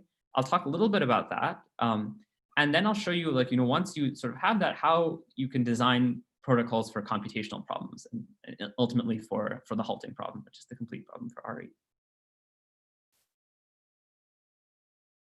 Okay, so for the first part, just this question of how can a verifier, force provers to use, a big entangled state in some way. I really have to go back to the CHSH game I showed you before and tell you one more really nice property of it. So I said earlier that the CHSH game is like kind of an interactive proof of entanglement, right? If you run it and you observe that the provers succeed with high probability, then that implies that they have some kind of quantum entanglement that they're exploiting. But actually, it's a lot stronger than that. So it turns out that CHSH has this property that it's called rigidity, or some communities call it self-testing. And what it shows is that not only can you use it as an interactive proof of entanglement, you can use it as a proof of a particular specific quantum state. And the way that works is that you can show that any pair of provers that succeeds in the CHSH game with a probability that's close to the optimum. So this optimum was this 85% that I wrote down earlier. Anything that's even close to 85% has to come from using a particular quantum state, this EPR state. So if I'm this close to the optimal win probability, then I can get a bound on how close the prover's shared state is to this EPR state in some appropriate distance metric, which is a little bit tricky to define, but there's a reasonable one that you can define. And so the way you can think about this is that this is really a way that the verifier can gain control over the provers. Actually, there's this great phrase that showed up in a paper title by Reichart, Unger, and Basarani that says, this is like a classical leash for a quantum system. That if the verifier plays this game with two provers and it just observes their win probability over many rounds of CHSH, that's enough to certify that the provers are exactly using this particular quantum state. And moreover, I didn't write it here, but it's not just the state that you certify, it's also the measurements that you apply. So there's not only a unique quantum state, but a unique set of measurements that work to achieve this. So really the CHSH game can be used to certify the complete behavior of these quantum provers. So that's like an extremely strong property, and our main goal in this part will just be to scale up this idea to give you a family of games or protocols that can do the same sort of thing, but for much larger quantum states. And in particular, we'll look at the state that's just many copies of this EPR state here. And ultimately the goal will also be to do this sort of as efficiently as possible, to have the verifier do as little work as possible to verify these large quantum states. So there are a couple ideas that go into this. I can't really show you the details of the protocols, but I'll just say, sort of the first thing you might try is to parallel repeat this CHSH game. Just run it many times in parallel, and hopefully that can certify many copies of this EPR state. And indeed, you can sort of do an analysis like this. So something we did in joint work with Matt Kudron, not for CHSH, but a different game called Magic Square, but that's closely related. And you can get some guarantees, but they sort of have kind of an annoying property that they only kick in when you have provers that are sort of, so close to they're like inverse polynomially close to the maximum winning probability. So the amount of accuracy you need to know the prover success probability to is a function that sort of shrinks with this parameter n that tells you how many copies of the EPR state you're trying to test. And that's sort of not very nice when you're trying to use this as, as a subroutine in other protocols. And really what's going on here is this sort of fact about quantum states that they just don't, it's sort of generally a bad idea to think of a quantum state as sort of something you can access one qubit at a time. Like if you have a many qubit quantum state, you have to sort of look at the whole thing all at once. And this is a nice quote by John Preskill that he uses in a lot of his talks that like, like in a quantum book, sort of like all the information is like in between the pages. If you read it one page at a time, you won't get anything out.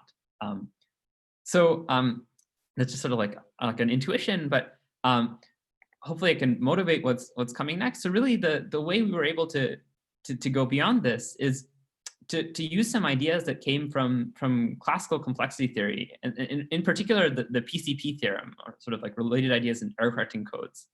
And so it's this concept of what's called local testability. So in the PCP world, I guess the way this idea shows up is that it's often the case that you have some large object that's supposed to have some sort of global structure to it. You can detect that structure by just probing the object in a few random points. And so like a canonical example of this is if your object is just a Boolean function over the Boolean hypercube. One thing you can do is you can detect whether that function is close to being a linear function by just probing it at sort of 3 random points. So this is this linearity test of Blum, Luby, and Rubenfeld. And so you just check that, you just like pick 2 points and you look at the line through them and you check that the function obeys the linearity property on this random line. And if that's true, then it has to be close to being linear. So really, what we're trying to do in the quantum case is kind of a generalization of this idea of local testability, but for quantum states. So we want to design some sort of test where the verifier can just, ask the provers to do a few measurements on their quantum states. Can send like a small question to the provers, get back a small answer that contains the results of a few measurements, and use them to detect a global structure in this big quantum state that the provers are supposed to hold. And so sort of like, similar to this PCP sort of setting, but a little bit more challenging in that, you have this idea that the verifier is classical, but the provers are holding a quantum state, but you only have access to that quantum state through the untrusted measurements the provers make for you. So it really seems like, there's not a lot of that the verifier has to hold on to. But nevertheless, I guess the main point I can make is that it turns out that it is possible to generalize these local testability ideas, even to this quantum setting, sort of by, using sort of the ideas that went into the CHSH game as well.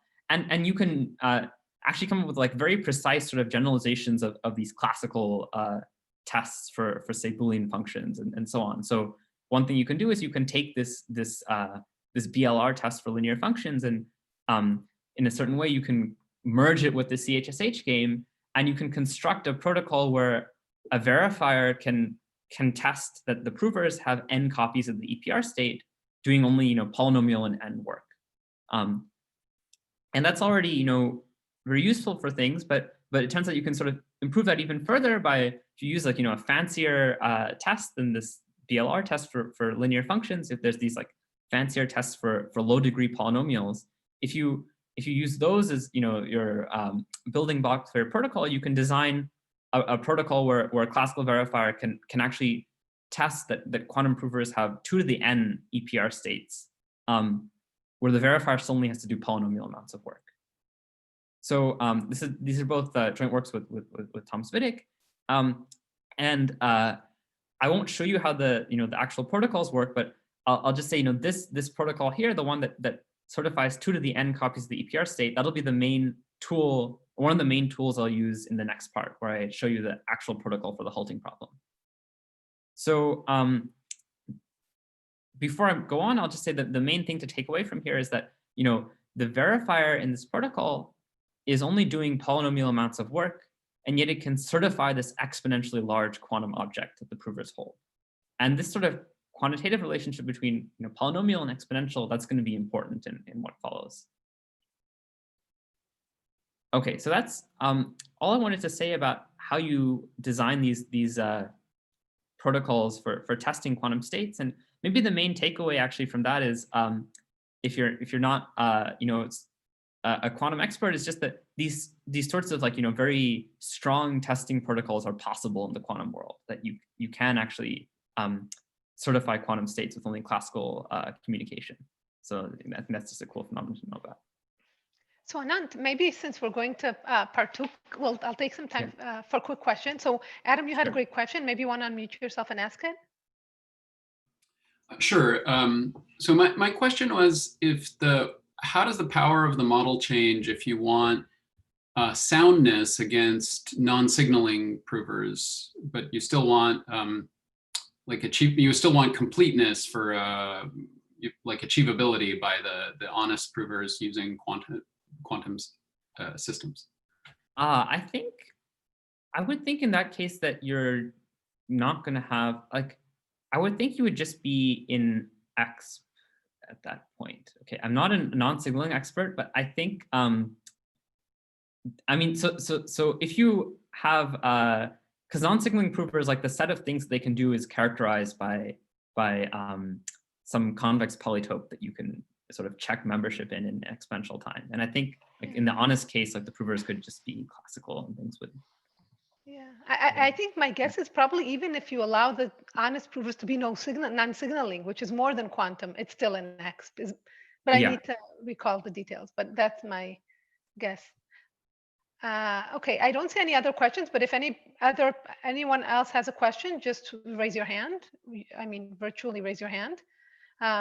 So let me, meanwhile, maybe ask a quick question.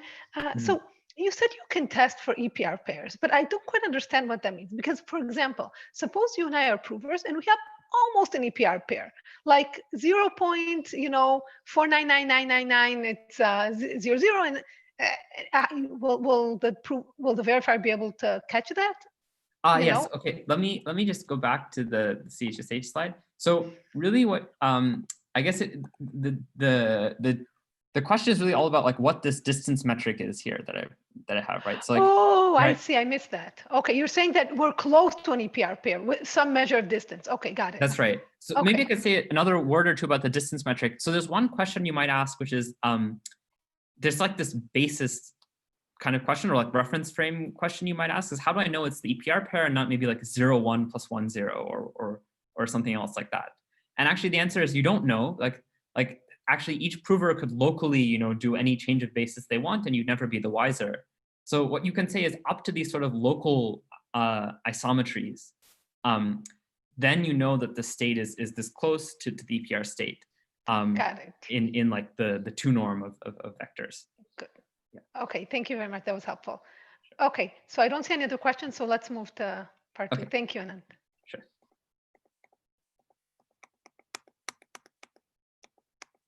Okay, so in part 2, I'm not going to show you how you use these tests and some other ideas to design these computational protocols.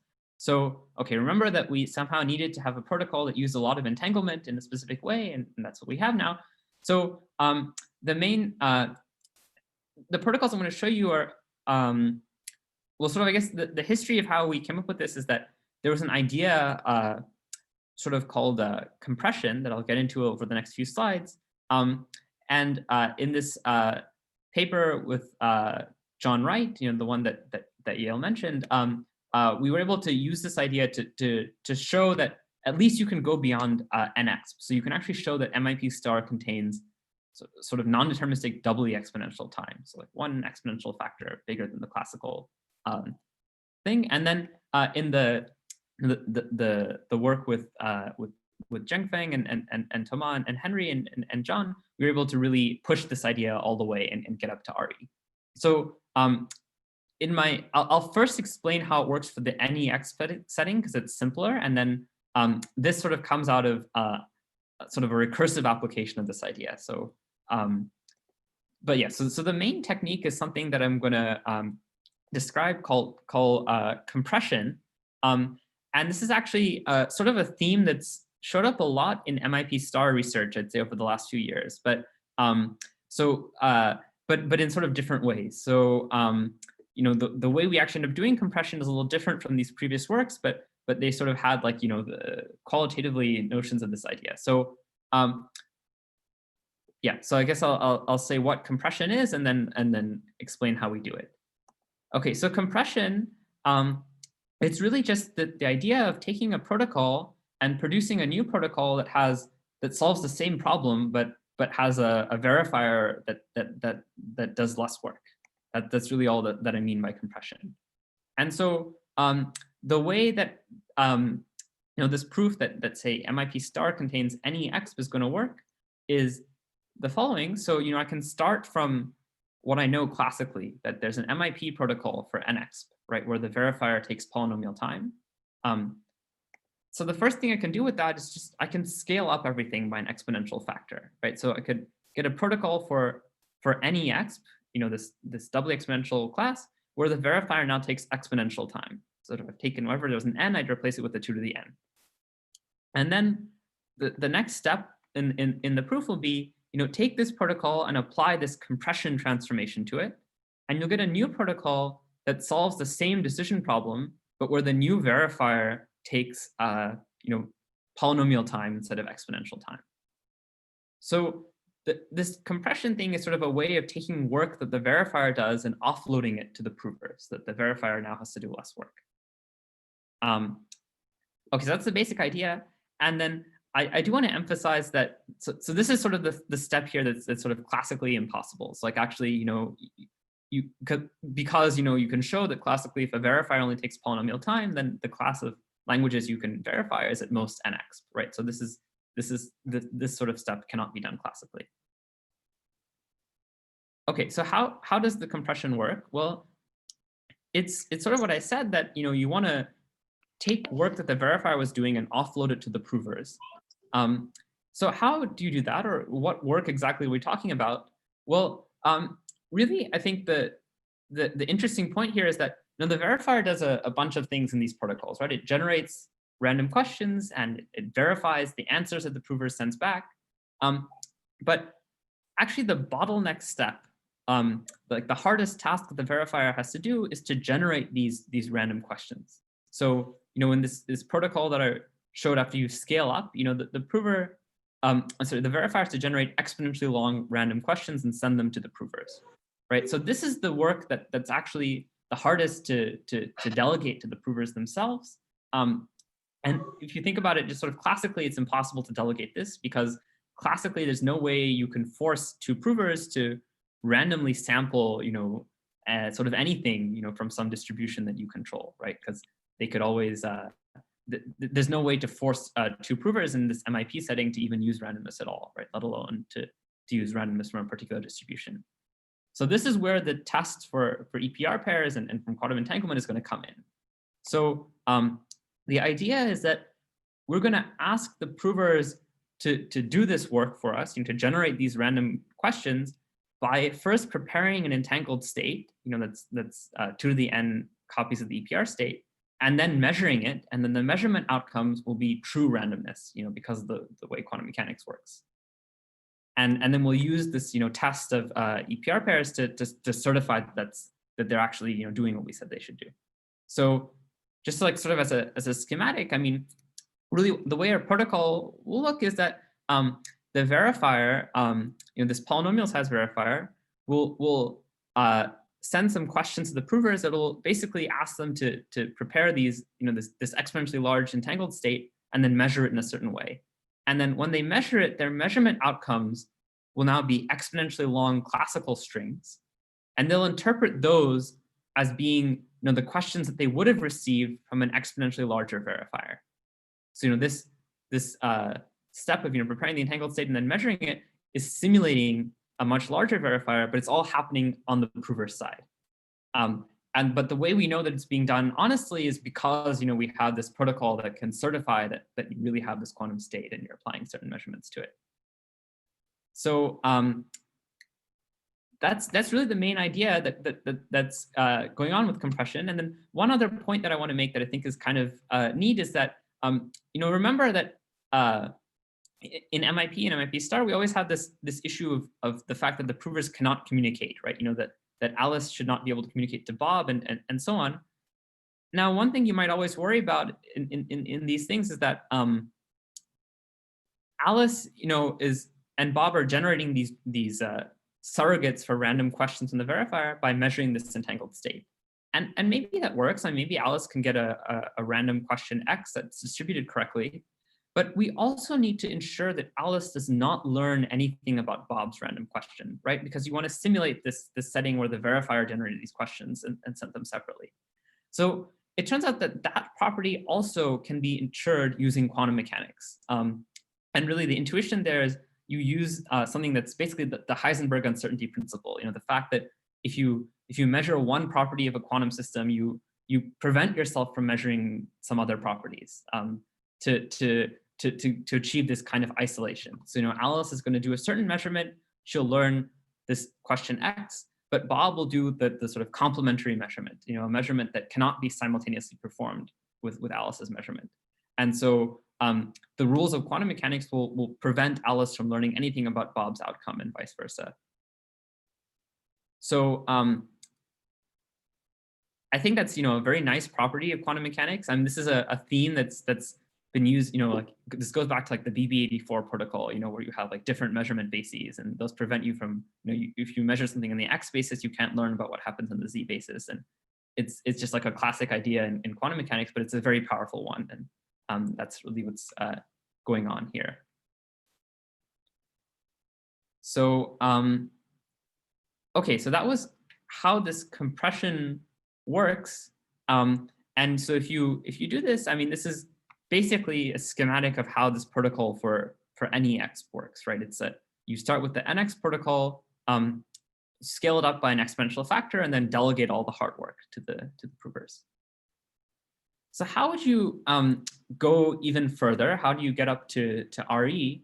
Well, essentially, you want to take this idea of compression and keep going. You know, instead of just compressing once, you want to compress over and over again. And that was really the main, I'd say the main technical challenge in the new paper is designing a compression scheme that can actually be applied iteratively. So the compression scheme that was in the paper with John, that one could only work once. You know, after you apply it once, it sort of stopped. But really what you want is a compression scheme that, you know, takes in any protocol for some language and spits out a new protocol that does an exponentially bigger class. That's indeed what we were able to do. So, okay, if you have this, you know, you could imagine iterating it, you know, any constant number of times, and you could get, you know, any tower of exponentials you want, like, you know, non-deterministic doubly exponential time, triply exponential time, whatever. How do you actually get up to RE though? Like, how do you design a protocol for the halting problem? So this is, for this, we actually need to use sort of like a clever trick, some tricks that really go back to computability theory.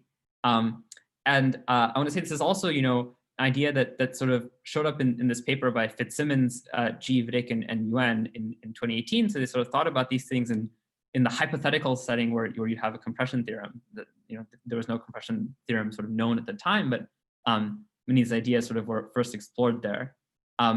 So really the way the protocol is going to work is the following. So it's going to be a protocol for the halting problem, and it will look like this. So for the halting problem, the input I'm given is some Turing machine, right? I want to know whether this Turing machine halts or not. And so the verifier for this protocol is going to get this Turing machine. And there's also some parameter, n, and I guess n is like related maybe to the description length of the Turing machine or something, but okay, just think of it as a parameter. So what it will do is the following. So the first thing it'll check is that if the Turing machine halts in n steps, that's something you can check by just running it for n steps and seeing what happens, then the verifier will accept. It doesn't need to talk to the provers at all, it'll just accept. If it doesn't halt, then it will ask the provers to run a compressed version of itself. So it'll ask the provers to run the same verifier, but sort of compressed, so it'll effectively run the verifier on parameter 2 to the n. And because of this compression theorem, you can actually ask the provers to do this for you. And you might worry about this idea of referring this weird self-reference here, where like a verifier is asking the provers to run itself. That's actually possible thanks to a fixed point theorem from like computability theory called the Kleene recursion theorem. So you really can find, like, the thing you find ultimately is a fixed point of this compression map, like a protocol that's equal to its own compression.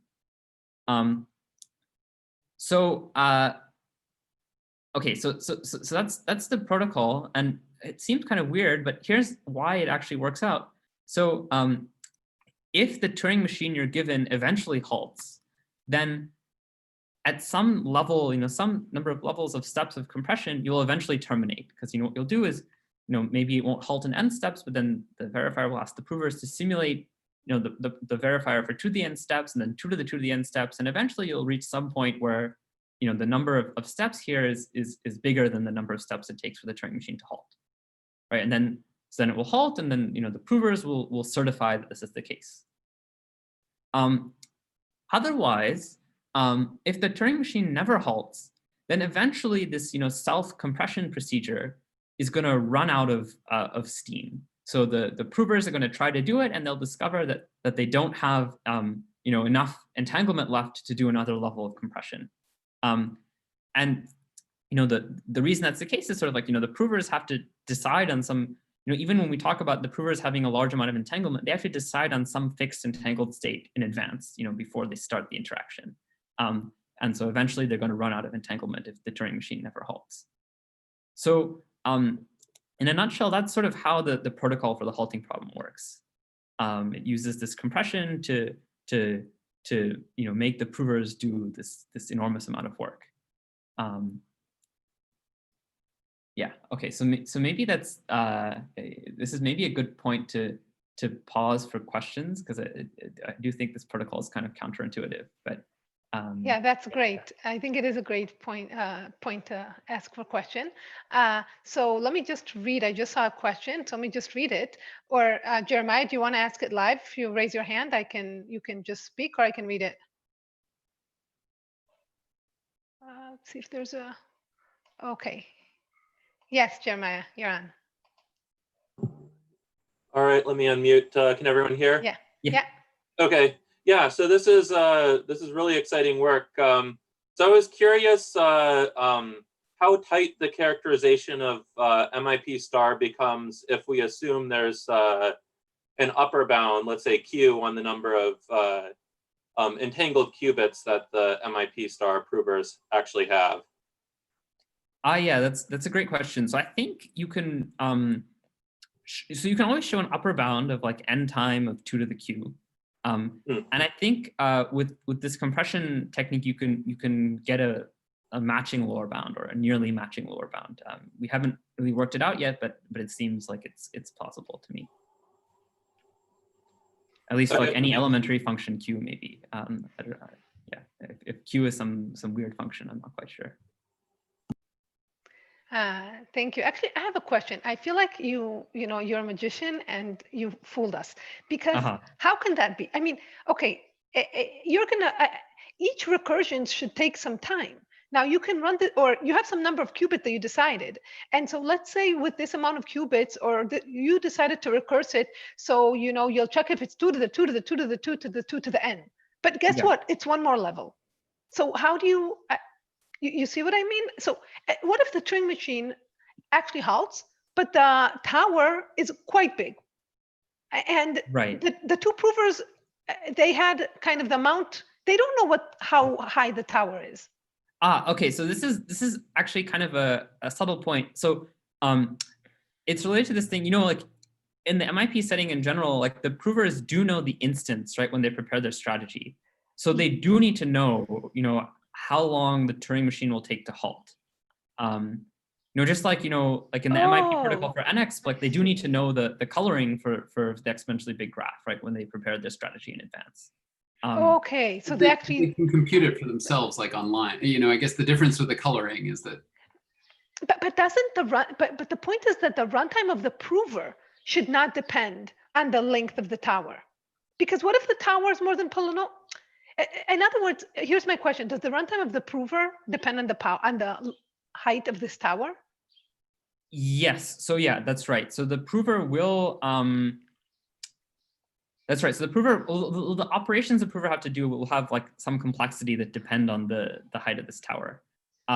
So maybe like maybe a less magical way to view this is that, say the prover has already had a transcript of like, you know, this Turing machine. You know, somehow they obtained it. Then what this says is that the provers can certify to the verifier that they have a correct transcript. And the verifier will just have to do work that doesn't scale with the size of the transcript. It only has to scale with the size of the description length of the Turing machine. Yes. But indeed, the provers will have to do work that you know is going to scale with like the amount of time the Turing machine takes. Yeah, I think the fact that the verifier's runtime doesn't scale, it's really magical, because there's no way this will happen in the classical world. Yeah. You know, because it means that somehow he doesn't check something. It's it seems like purely quantum-y, the fact. Sorry, Adam? Agreed. I had a question, but I don't want to take more. I mean, yeah, but yeah, I'll let you. No, I'm done. Go ahead. Okay. Yeah. So my question, and maybe you answered it, and I just didn't quite catch it, is that so the provers, your soundness argument, was I correct in understanding that it assumes the prover's state is finite? Like it could be arbitrarily large, but it's an upper bound, and you know there is some finite number of qubits that they share. You know, whatever 10 to the 300 or the number of particles in the universe or whatever it is, right? That's right. Yeah, that's okay. That's a very good point. That's actually going to show up in the connection to this Kahn embedding problem that I'll talk about in a couple of slides. Yeah, so that is a crucial assumption that you have to make. Like, is it meaningful to talk about provers who share infinite entanglement? You know, infinite entangled sets. You know. Yeah. Yes. So this is meaningful. I will get to that when I get to that slide. So maybe I'll say more about it then. But yeah, that's a great question. Yeah, thanks. Yeah, and there's one last question. Evgeny, can you raise your hand so I can unmute you? Evgeny had a good question. And especially if oh, there you go. Hold on. Yeah, Evgeny, can you ask your question? Yeah, so it's related. I think that's exactly what Yael asked. It's just, I mean, this recursive idea, the verifier is polynomial time. So, and there is some error. It could be tiny, but somehow in fixed polynomial time, maybe, I don't know, the error, maybe it's 2 to the minus n or 2 to the minus poly n. So if the number of iterations could be more than inverse of this error, eventually it seems like the errors have to add up. How can you keep errors from not accumulating in fixed polynomial time? Right. So yeah, this is also very counterintuitive. And I guess like really one step that I did not show you. So I talked all about like, you know, how you'd get the verifier, how to get the provers to sample these questions for you, you know, these large questions for you. There's also this question of how does the verifier verify the answers that the provers generate, right? The provers have to generate some very large answers. And really what happens is you have to use sort of layers of, you use PCP composition to this. Like, you know, the provers have to certify to you that they're doing these complicated things, and they have to certify this to you, you know, efficiently. So you execute some some PCP with them. And there's actually sort of like layers of this. So like really this recursive protocol is sort of like, somehow there's like, a layer of like delegating this verifier to the provers, and then, you then layer on top of it a PCP, and then you also have like a parallel repetition layer that boosts the errors. And so, okay, I guess I can't give like an entirely satisfying answer to it, but like maybe you can think about it as like there's like some very there's like error correction going on at every stage of this compression. Like there's like another layer of like a PCP being put in, which does some sort of error correction. And so if the provers try to deviate a little bit at some level, it'll be caught by one of these error correction steps. But I guess syntactically, just so that I can visualize, does the verifier do basically only one verification, or really the verifier does like a tower of verifications? Or at the end, you're saying the provers do all the verifications, so verifier does only one step? I guess maybe that's the explanation which looks semi-satisfying to me. Yeah. So the verifier only does, that's right, the verifier only does like the outermost level of verification. So the verifier verifies, so if I have, say, 2 steps of compression, the verifier will only do, it'll get some proof from the provers that they verified sort of the larger inner step, if that makes any sense, right? Right. Yeah. Yeah. Thank you.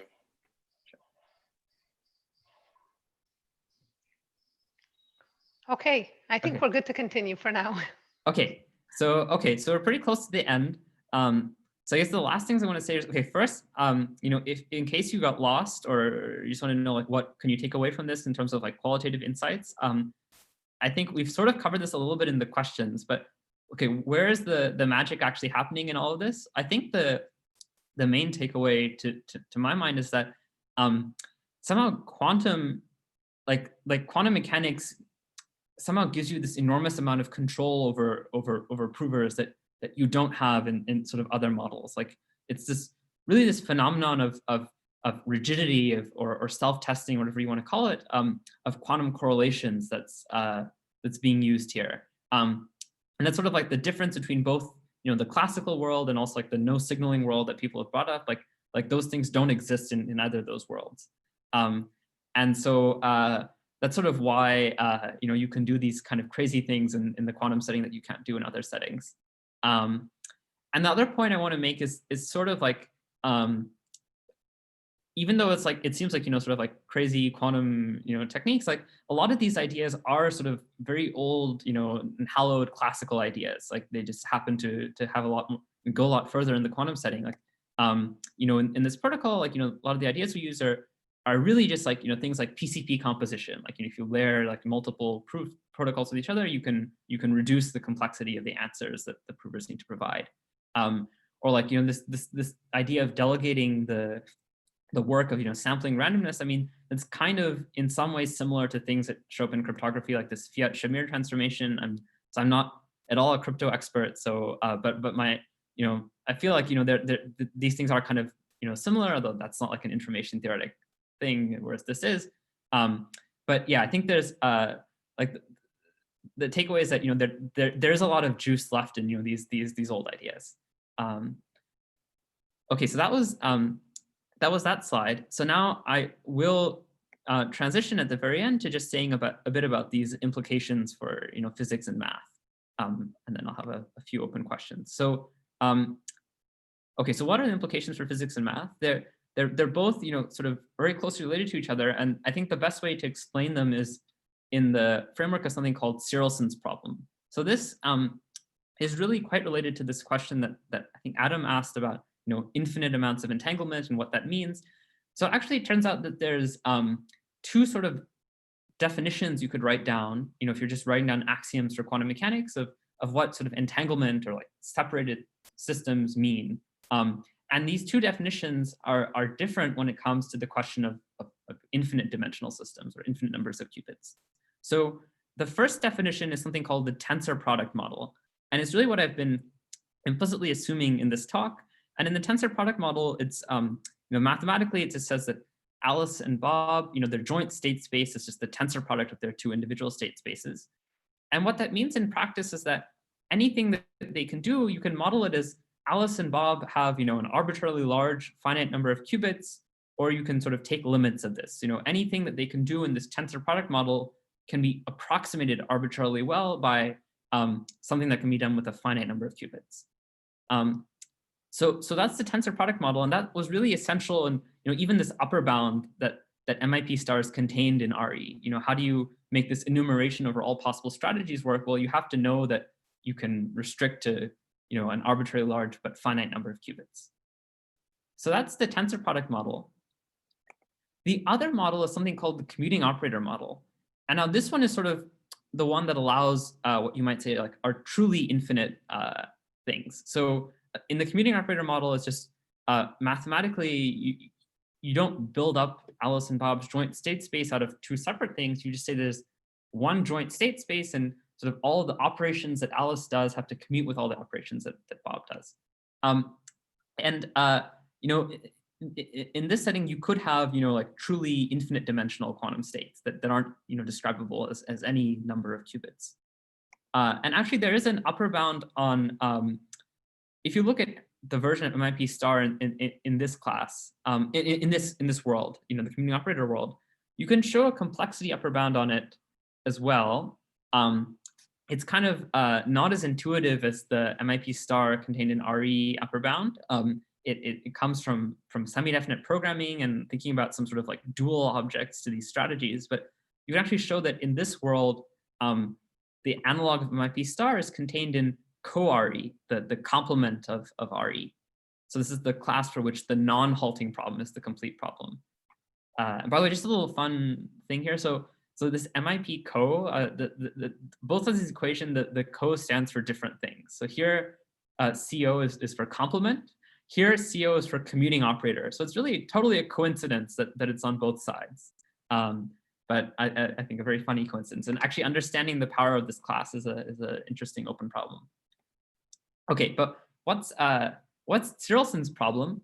Cyrilson's problem is just, are these two definitions of entanglement equivalent, or is there some experiment you could do that could conceivably tell them apart? So that's like a fundamental physics question. And so it's saying is there something that's like truly infinite dimensional, or like can everything be approximated with finite dimensional things? And the connection to math is that there's a long-standing conjecture in operator algebras called the Kahn embedding conjecture, or I should actually say the Kahn embedding problem. That it's a problem, and people didn't necessarily conjecture that the answer was yes, but sort of if the answer is yes, then by a number of known sort of connections that would imply that the answer to Cyrilson's problem is also yes. It implied that the tensor product model is equivalent to the commuting operator model. And then, by following these, these complexity theoretic arrows here, sort of if that were true, if tensor product and commuting operator were the same, then these two complexity classes, MIP star and MIP co, would also have to be the same. And that would mean that they'd have to lie in the intersection of RE with co-RE. So if you remember your computability theory, that's just the set of decidable languages, which is called R. And it's known to be not equal to either RE or co-RE. There are undecidable languages in both these classes, so their intersection is not equal to them. So what did we show? I mean, we show that MIP star is equal to RE. So that implies that it's not contained in the intersection of these two things, and therefore MIP star and MIP commuting operator are not the same. And so you can just follow all the arrows backwards, and you get that this old conjecture in operator algebras is actually false. So that's the consequence. And then maybe the way I'd interpret this is, it does seem a little bit magical what's going on here. I definitely don't have a nice explanation for this top arrow here.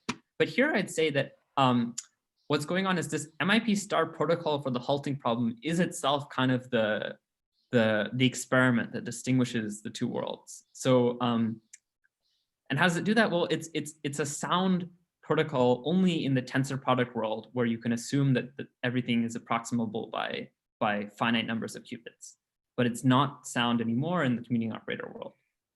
So that's like the test that you could do to distinguish between them. Yeah. Anant, let's wrap up because I want to leave time for one great question that's waiting. Sure. Okay. Well, that's good. So okay, that was this is my last slide. So, okay, I just want to say that there's a bunch of cool open questions. Can we extract insights from this for quantum cryptography or quantum computing, but also maybe math and physics and so on. But yeah, I guess I'll conclude here. Thanks. Thank you so much. Talk was great, really, really great talk. And let me end a great talk with a great question by Rohit, who asked the following: is there an analog of compression with a single prover in the single prover setting, or is this kind of tied to the multiple prover setting? Yeah, okay, so this is a very good question. I think we don't know yet. The thing you need first is an analog of this like rigidity thing, these tests for EPR pairs in the single prover setting. And that is a topic of active research right now. So in this single prover setting, you need some sort of cryptographic assumption, like you can't do things, information theoretically secure.